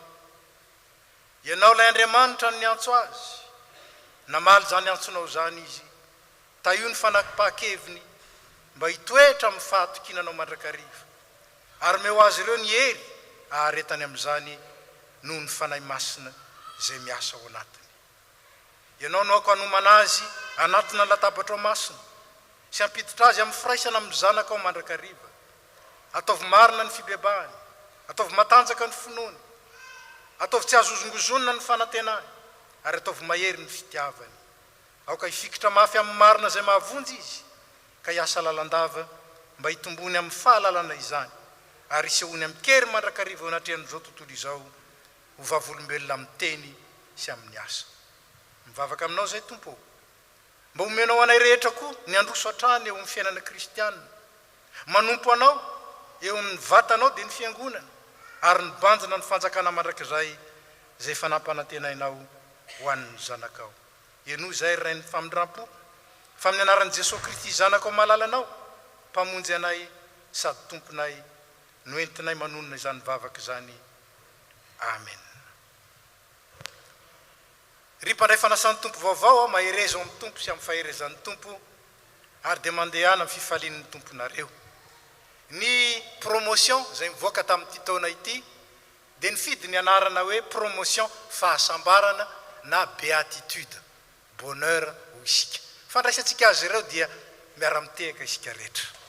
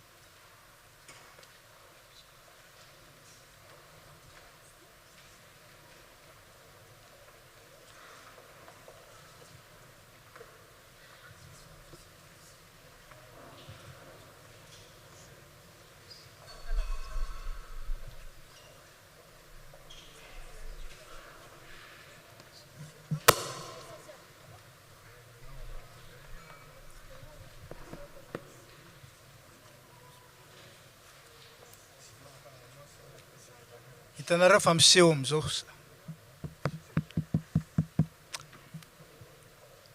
Hitanareo fa miseho amizao sahady ny solidarité, ny fiombonana izay manamarika ny mahafiangonana.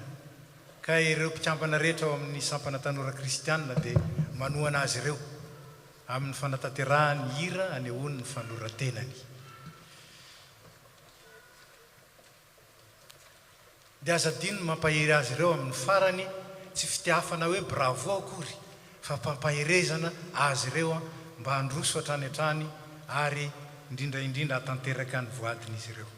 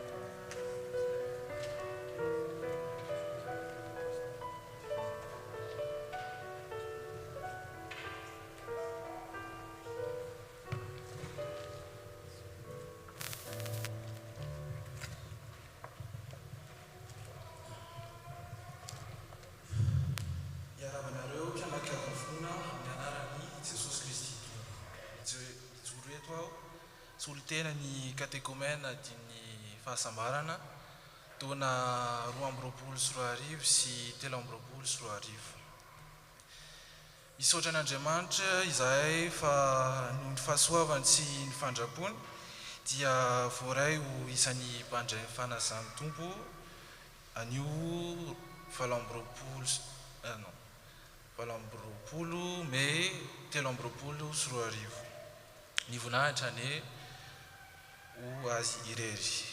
Misaotra ihany koa ny pastera sy ireo mpandraikitra marobe nampianatra ny soratra masina nikolokolo anay nandritry ny herintaona ka nahatonga anay hitombo amin'ny fahalalan'ny sitrapony Andriamanitra. Tsy adino ihany koa ianareo ray aman-dreny ny mpiara-mivavaka ny FPMA Toulouse anohana anay hatrany ka tanteraka izao fotoana izao. Misaotra anareo izahay. Ho mariky ny hafaliana sy fankasitrahana anareo dia indro izay manolotra ireto fantsiarovana ireto. Des froisseurs ho an'ny fiangonana, poketra ho an'ny pastera, kafina créole ho an'ny Sylvie ary farany chocolat sy ho an'ny Liva Stoky. Ho an'Andriamanitra irery ny voninahitra. Misaotra tompoko lahy, mankasitraka tompoko vavy.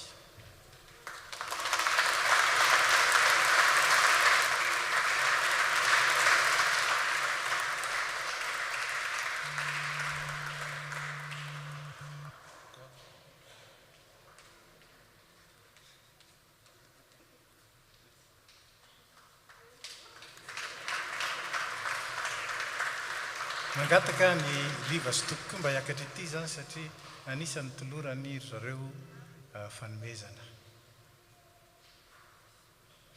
Izy telo mianadahy moa zany ny mpiaradia izay miara-miasa mpitandrina amin'ny fitaizana ny katekomenina.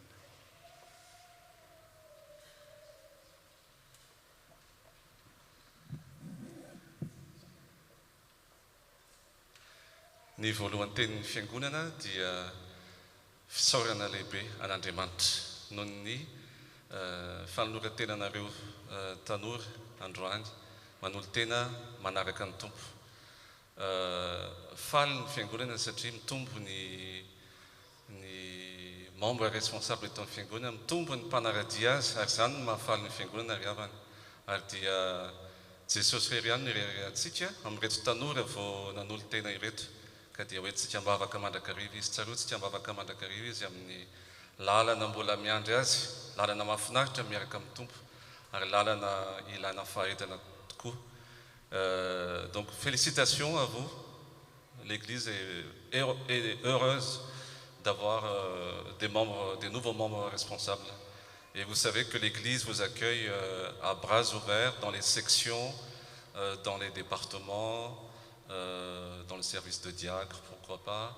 Mais il y a beaucoup de choses à l'Église. Vous pouvez encore continuer à œuvrer pour le Seigneur. Comme a dit le pasteur pendant la prédication, c'est en œuvrant le Seigneur qu'on croit dans la foi. Alors, persévérez et gloire à Dieu. On l'applaudit très fort.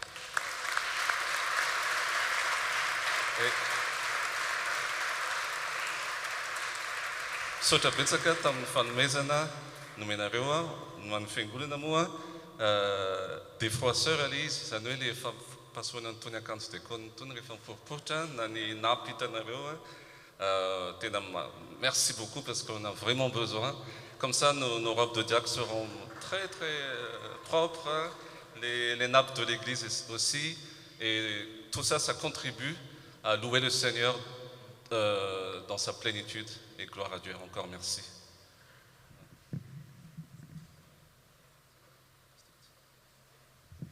Vous pouvez vous asseoir. Manon fotoantsika fa manomboka eto zany dia misengage mpitondra fiangonana fa tsisy pli tsony ary tsisy miporiporitra tsony na ny akanjony dekona na ny napy. Zava-dehibe zany eo amin'ny fanohanantsika sy ny fanontona. Satria ny finoantsika mihitsy ny tian'Andriamanitra tsisy pli e. Zay nge le izy levi-panano raisina ao anatin'le izy.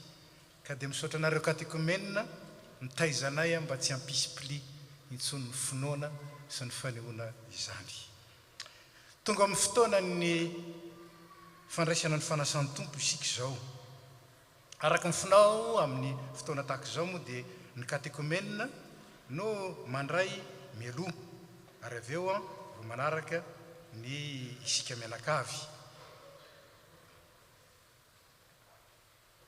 ataontsika ary ny hira 50 sy 500 50 sy 500 andininy voalohany sy faharoa ary faefatra dia mangataka ny dekona mba hiakatra ity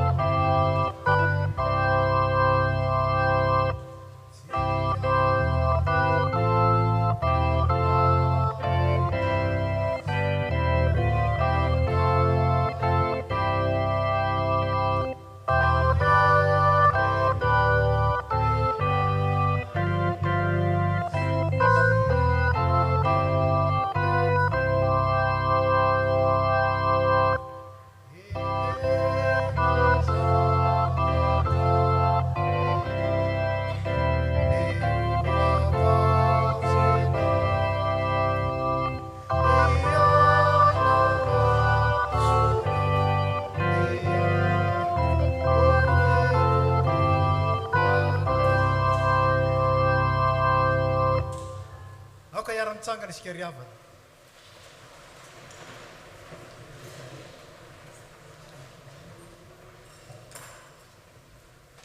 ho aminareo anie ny fiadanan'ny tompo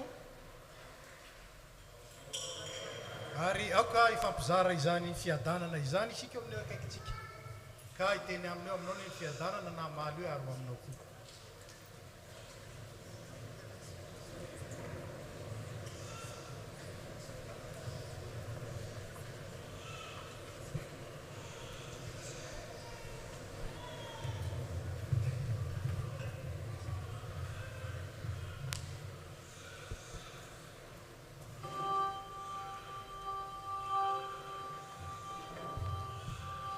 Asandrato ny fonareo eo amin'ny tompo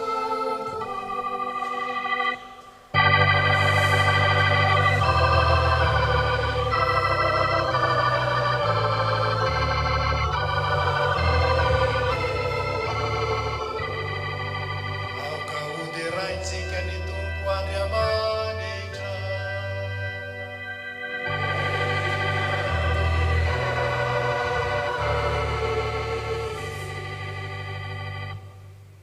entiko tompo ray masin'Andriamanitra mandrakizay mahefa ny zavatra rehetra mety tsy mahavonjy ny soranay anao amin'ny fotoana rehetra sy amin'ny toerana rehetra amin'ny alalan'i Jesosy Kristy tomponay izay tianay sy nanomboka tena hamonjy anay amin'ny alalany koa ny deran'ny anjely ny fiandriananao itsao ny fanapahana sy ny fahefana rehetra anao amin'ny tavitra ary araha ny fiangonana ny an-danitra sy ety an-tany ny derany anaranao amin'ny fiobiana ary zay koa ankehitriny tompo dia miara-manandratra ny feonay aminy ka amin'ny fanajana lehibe ny deranay hoe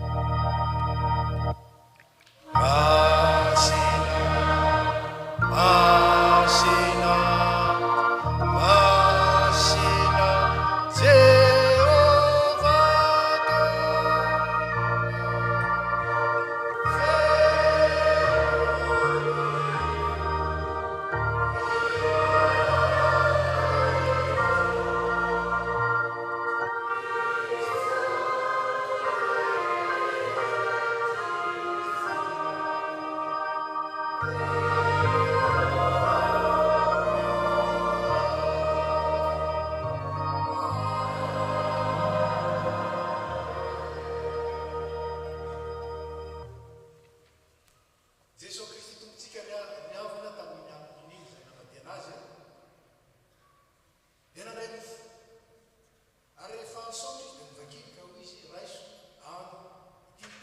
omena ho anareo zao no ataovy ho fahatsiarovana.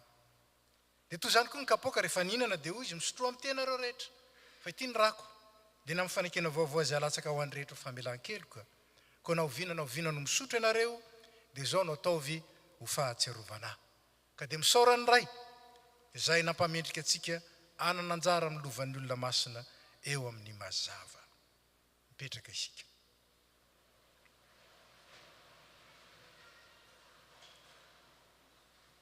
Ry kristianina malala, aoka isika atsiaro an' Jesosy Kristy ilay matiny solo antsika sy nitsangana ho fanamarinana antsika dia fanatim-pihavanana natolotr'Andriamanitra antsika izany. Aoka isika hiara-misaotra sy hivavaka.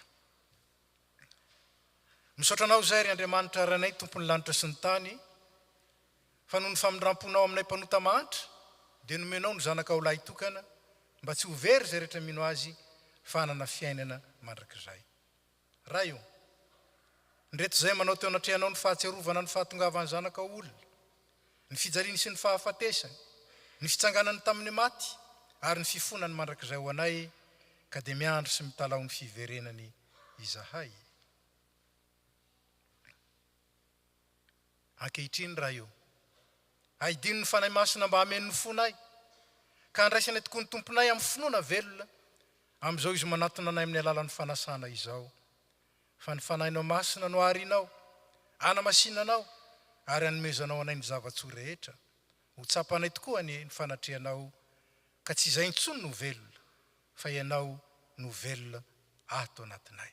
Miaraka ny fiangonana, ry Jesosy Kristy Tompo,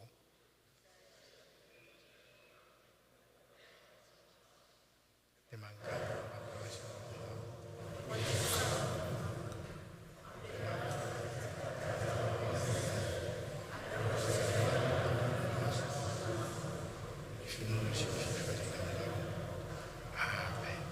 Mbola ataontsika ny hira enina ny 70 ny andininy voalohany sy faharoa ary fahatelo.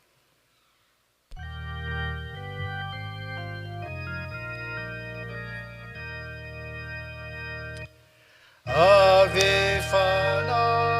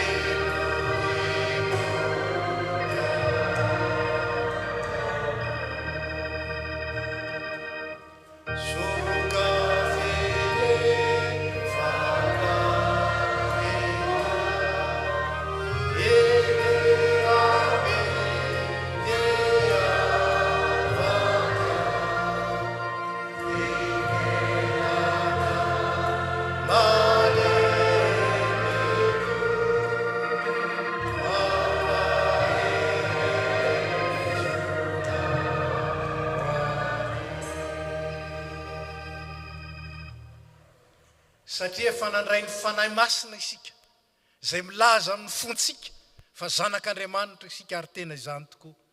Dia izany no ahafahantsika miombona manonona ilay vavaka nampianarin'ny zanaka lahy tokan'Andriamanitra manao hoe rainay ô izay ny an-danitra, ho masinina ane ny anaranao, ho tonga ane ny fanjakanao, atao ane ny sitraponao ety an-tany tahaka ny an-danitra.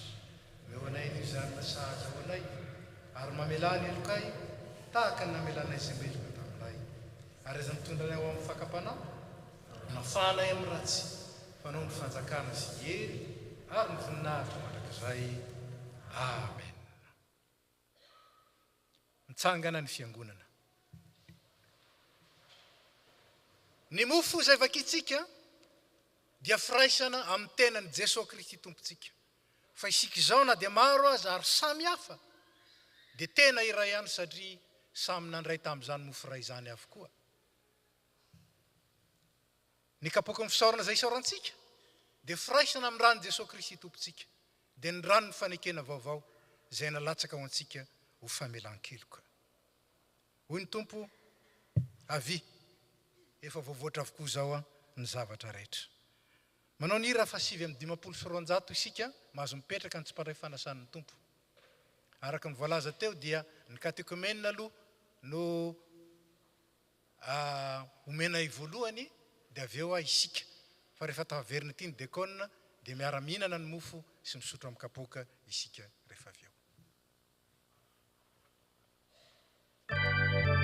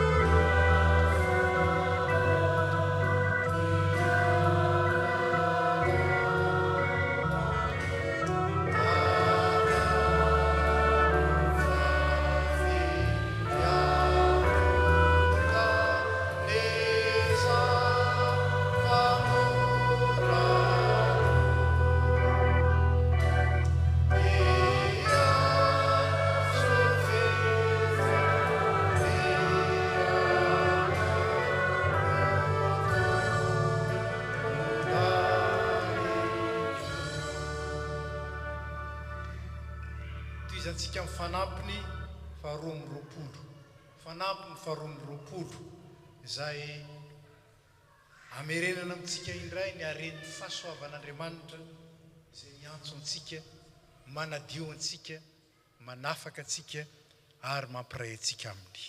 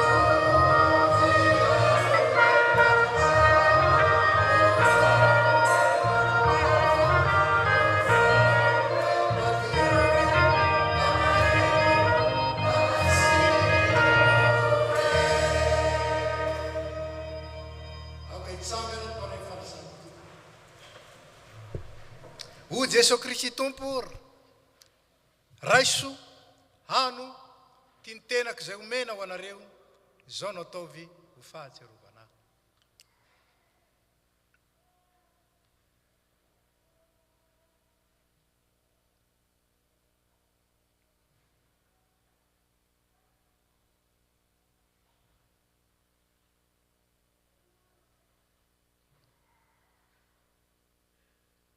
Oko Jesosy Kristy tompo sotronareo rehetra ity fatinoro rako dia ny amin'ny fanekena vaovao zay alatsaka ho an'rehetra ho famelan-keloka izao no ataovy ho fahatsiarovana.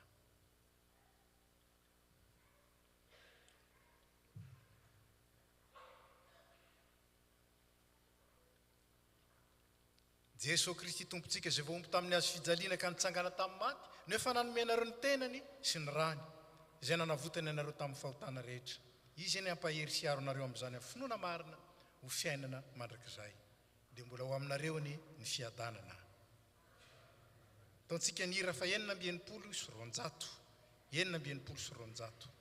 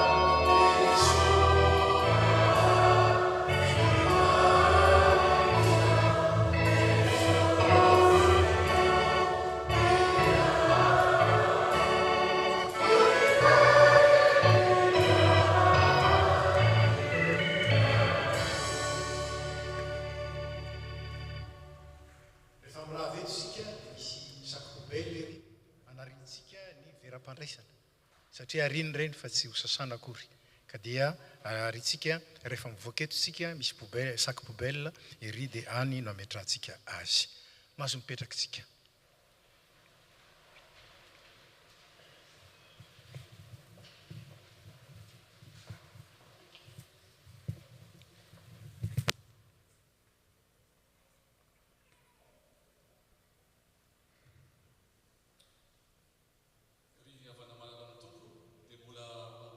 Lehibe no iarabanantsika rehetra tsakanavaka mahatratra izao Pentekosta 13 sy 14 izao.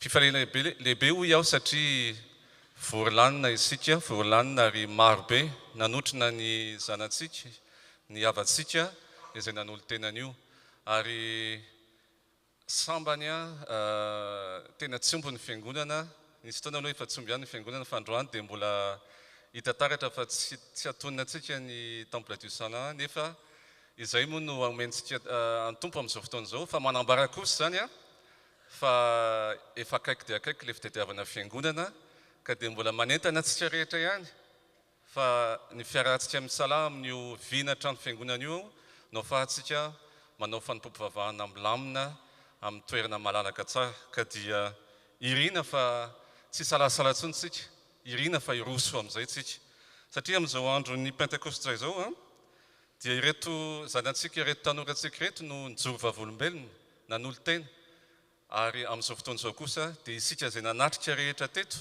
no atsony tompo hijoro vavolombelona koa amin'izay alehantsika rehetra ka mazotory havana mazotory amin'ny alalan'ilay fanahy masina izay noraisintsika androany izay nankalazaintsika androany any amin'izay alehantsika rehetra ao tokantrano, any am-piasana, any am-pianarana, naiza naiza mijoro vavolombelona satria lehibe ny fitiavan'Andriamanitra antsika ary noho ny fitiavany matoa izao antsika, noho ny fitiavany mahavoalanina ny fiangonana ary izany no mahafaly antsika ka manaova Pentekosta sambatra ny tsirairay avy, ny tokantrano tsirairay avy ary dia ho an'Andriamanitra irery ny voninahitra. Misaotra tompoko.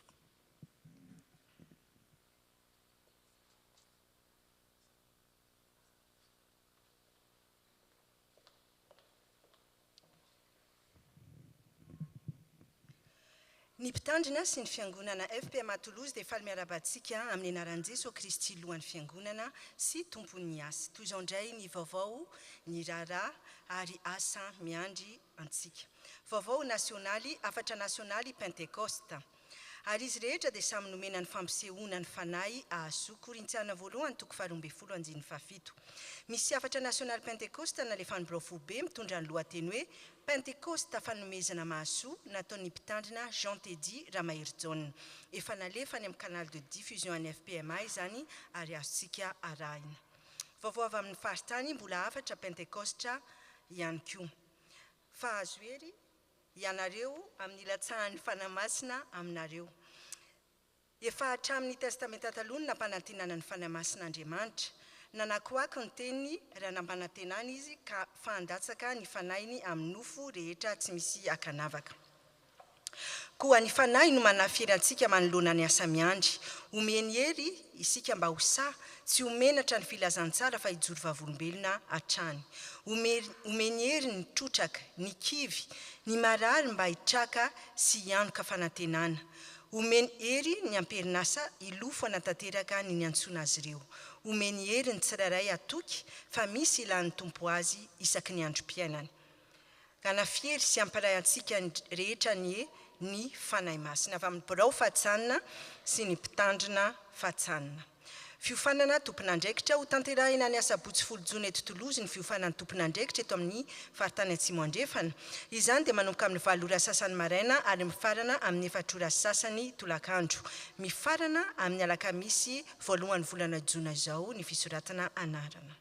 Toy izao ny vaovao eto amin'ny tafo. Filazana manjo misy anankiroa izy ireo. Voalohany, amin'ny finoana sy fanantenana ny fitsanganan'ny tena amin'ny maty ary ny fiainana mandrakizay no ampandrenesanay fa ny malalanay Rakotonarivo Parson dia nantsony rainy ho diany aminy hoy ny zanany Rakotonarivo Felanatiana sy Rakotonarivo Rado.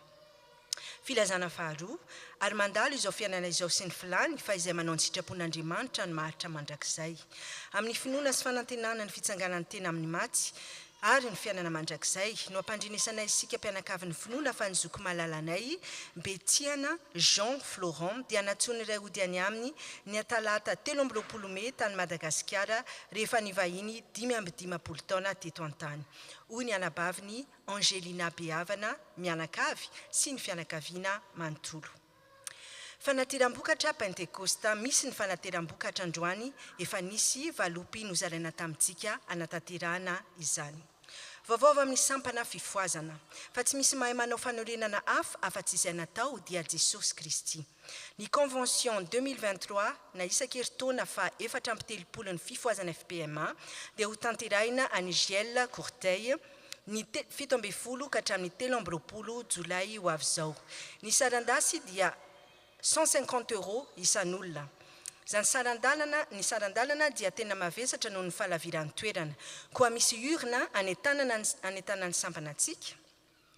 Mba hifanomezantsika tanana amin'ny fanampiana ny mpiangona rehetra ato amin'ny FPMA Toulouse izay manam-paniriana andeha amin'izany convention izany. Fa Andriamanitra hatanteraka izay rehetra tokony ho anareo araka ny ariany amin'ny voninahitra ao amin'ny Kristy Jesosy. Vondronasa serasera mampandriantsika fa ny fandarana voatsinampiny radio antsony filazantsara izay miompana amin'ny Pentekosta 13 dia efa mivoaka ao amin'ny Facebook sy ny sitiny FPMA Toulouse ary manasa mpitiavana antsika iany finaritra. Ny gazety fitiavana laharana 370 dia efa nivoaka ary hozaraina amintsika eo am-pivoahana. Fionana lundi de Pentecôte. Izao no mpiandry tsara ary fantatro ny sady fantany ao. Araka ny fanaon'ny fiangonana dia isy ny fitsangatsanganana sy fionana lehibe raha mpitso alatsinainy Pentekostra 7 May. Koa izy zany ny fionan'ny fiangonana, ny vala, ifankalalana, ifankazarantsika samy mpianakavin'ny finoana ary arahana amin'ny faly ao amin'ny tompo, ho hafanain'ny sampana valo sy ireo manan-talenta eto amin'ny fiangonana. Ka toy izao ny fandaminana, ny fotoana dia raha mpitso alatsinainy 7 May amin'ny 12 ora tsy diso, ny toerana dia any amin'ny salle Xeraco any Bruguière. Samy mitondra sakafo sy rano fisotro ifamizarana arak'izay fahafana ary azadino ny tsikitsiky. Concert ny TGC. Misandrata ianao TGC Europe Tour 2023. Izy concert lehibe miaraka amin'ny tarika TGC avy any Madagasikara ny zoma 3 Jona amin'ny 8 ora alina ao amin'ny salle Xeraco any Bruguière ao anatin'ny fandalovan'ny tarika eto Europa sy ho fanohanana ny vina trano fiangonana izay ataontsika FPMA Toulouse. Ny hetsika dia ahorina amin'ny hoe taranaka voafidy.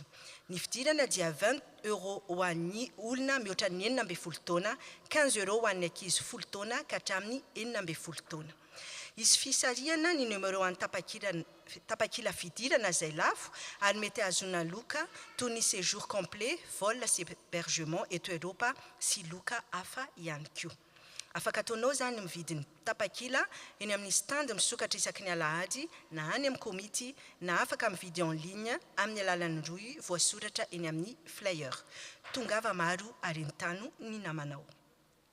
Tsy misy ny étude biblique amin'ny talata ho avy izao fa amin'ny talata manaraka indray vao misy amin'ny alalan'ny Zoom.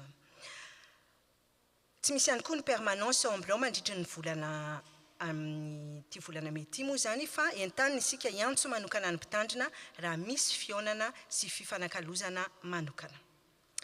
Ny tompona anjara amin'ny fanadiovana ny trano fiangonana anio dia ny feony mazava sy ny endripeo.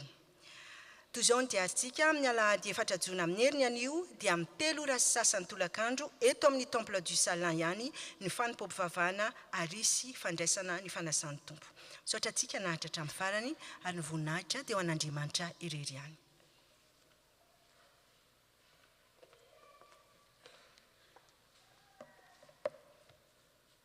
Araka ny voalaza tamintsika dia fanateram-bokatra koa androany satria ny fetin'ny Pentekostra dia fetin'ny fanateram-bokatra hatrany amin'ny testamenta taloha zany. Ka dia misy ny vokatra izay ho tatazana mialoha ao anatin'ny arona izay mandeha mialoha ary avy eo ny rakitra izay ao anatin'ny ilay kitapo kely kosa menamena izay fataontsika isaky ny alahady.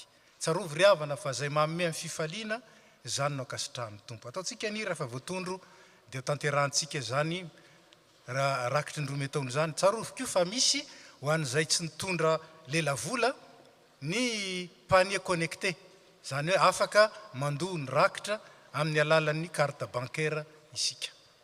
Ataontsika ny raha voatondro.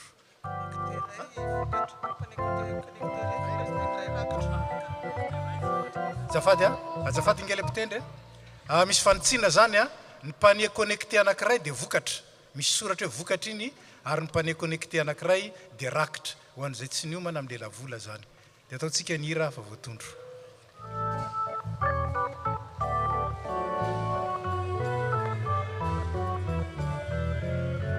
Tsy aina ny angina, tsy ankalaza ny avo, nameny mpanihina, ka tsy mba namelaona, ka de rarira, sy saotrano atolotrana, fo sy fanay falilotrano, liderana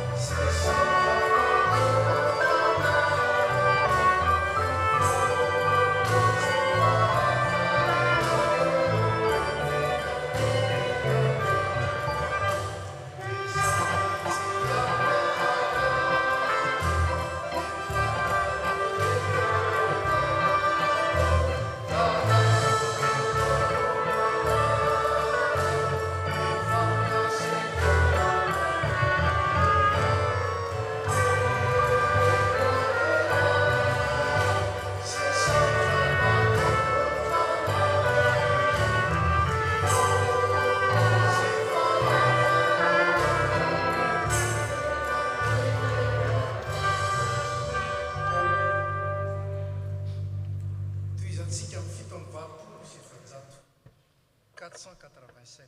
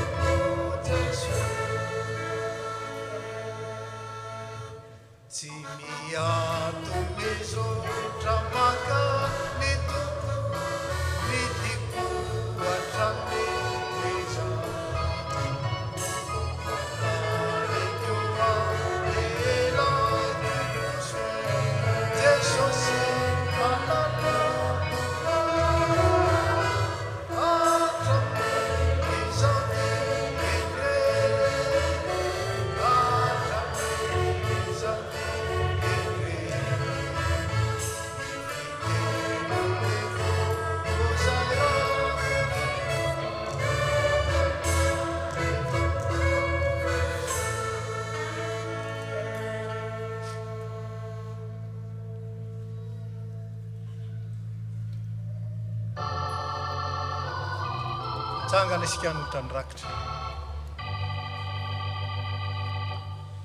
Reto kole arenao fanatetra tsetra atolotrayana feza araitsokatae ola.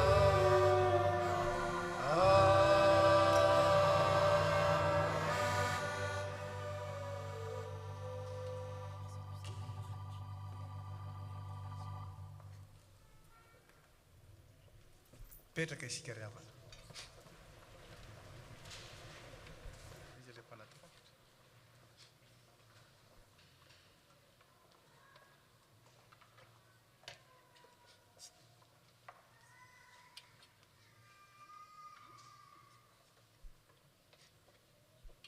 zao dia tonga mivavaka fangatahana isika mangataka ny tompony anjara mba androso amin'izany.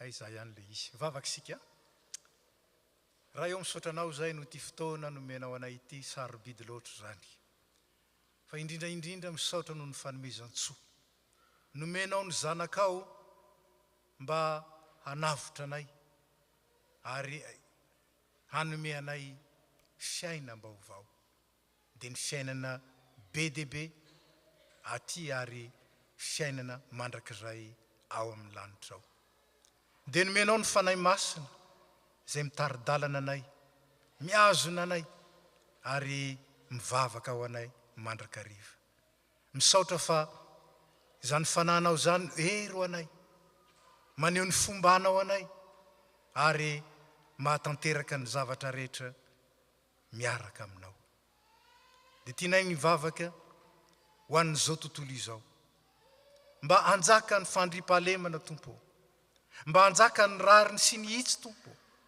ary mba hiala avokoa ny rahona rehetra izay manaloka ny fiainany zanak'olombelona mivavaka aminao zay ho an'ireo rehetra marary na ny amin'ny hopitaly zany any tokantrano vangio ary anatery fanasitranana taio ny fitsaboana mba hitondra vokatra tsara mivavaka aminao zay ho an'ireo namoy malala mba hampiononinao amin'ny filazantsara ny fitsanganana amin'ny maty ary anana ny fanantenanao amin'ny Kristy ilay efa natsanganao ary mitaridalana anay ho amin'ny fananganana anaka mivavaka aminao zay ho an'ireo sahirana ninina endrika zany fahasahiranana zany ninina antony efa nitononao mpamonjy anay ianao vonjeo zay vonjeo ny namanay ary aoka ho tsapanay ny mahasarobidy ny fananana anao ho mpamonjy sy mpiaro mivavaka aminao zay ho an'ity firenena mandray anay ity mba hitoetrety ny fiadananao ka hiadananay araka ny teninao mivavaka aminao zay ho an'ny Madagasikara tany razanay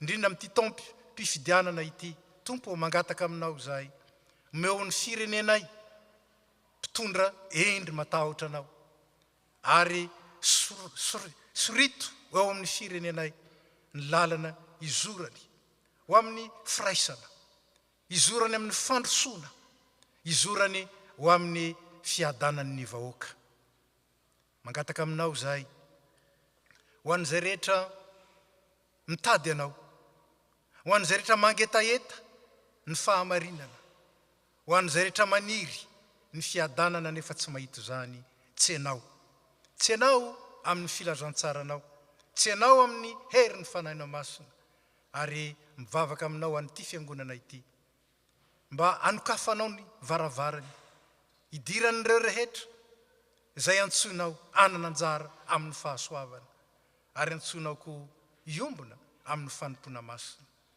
kinentina mbavaka aminao manokana ny vina trano fiangonana tompo fantatrao ny fahasahiranana anay mitady trano amin'ny lafiny rehetra fantatrao fa tsy omby anay intsony ireo toerana izay ivorianay ankehitriny mangataka aminao zay hiasa mahery eno mitsiraray ianao fa indrindra anome anay koa izay ilainay hoentinay mandray anjara amin'ny fanatanteranay zany vinatrano zany maro ny tianay angatahana fantatrao zay tokony ho an'ny tsiraray avy zay tokony ho an'ny isa tokantrano zay ho an'ny firenena ary ho an'ny fiangonana koa apetrakay eo ampelantananao amin'ny alalan'i Jesosy Kristy zany ary amin'ny anarany avo indrindra dia anao nidera sy nihaja ny voninahitra ho anay kosa ny fahafianoan'ny fitahinao misaotra tompo amen dia misaotra n'Andriamanitra isika natateraka izao fotoana izao mamarina ny fotoana isika ka zao ny fandaminana manao ny hira 5:7 isika mialoha ny afatra sy ny tsodrano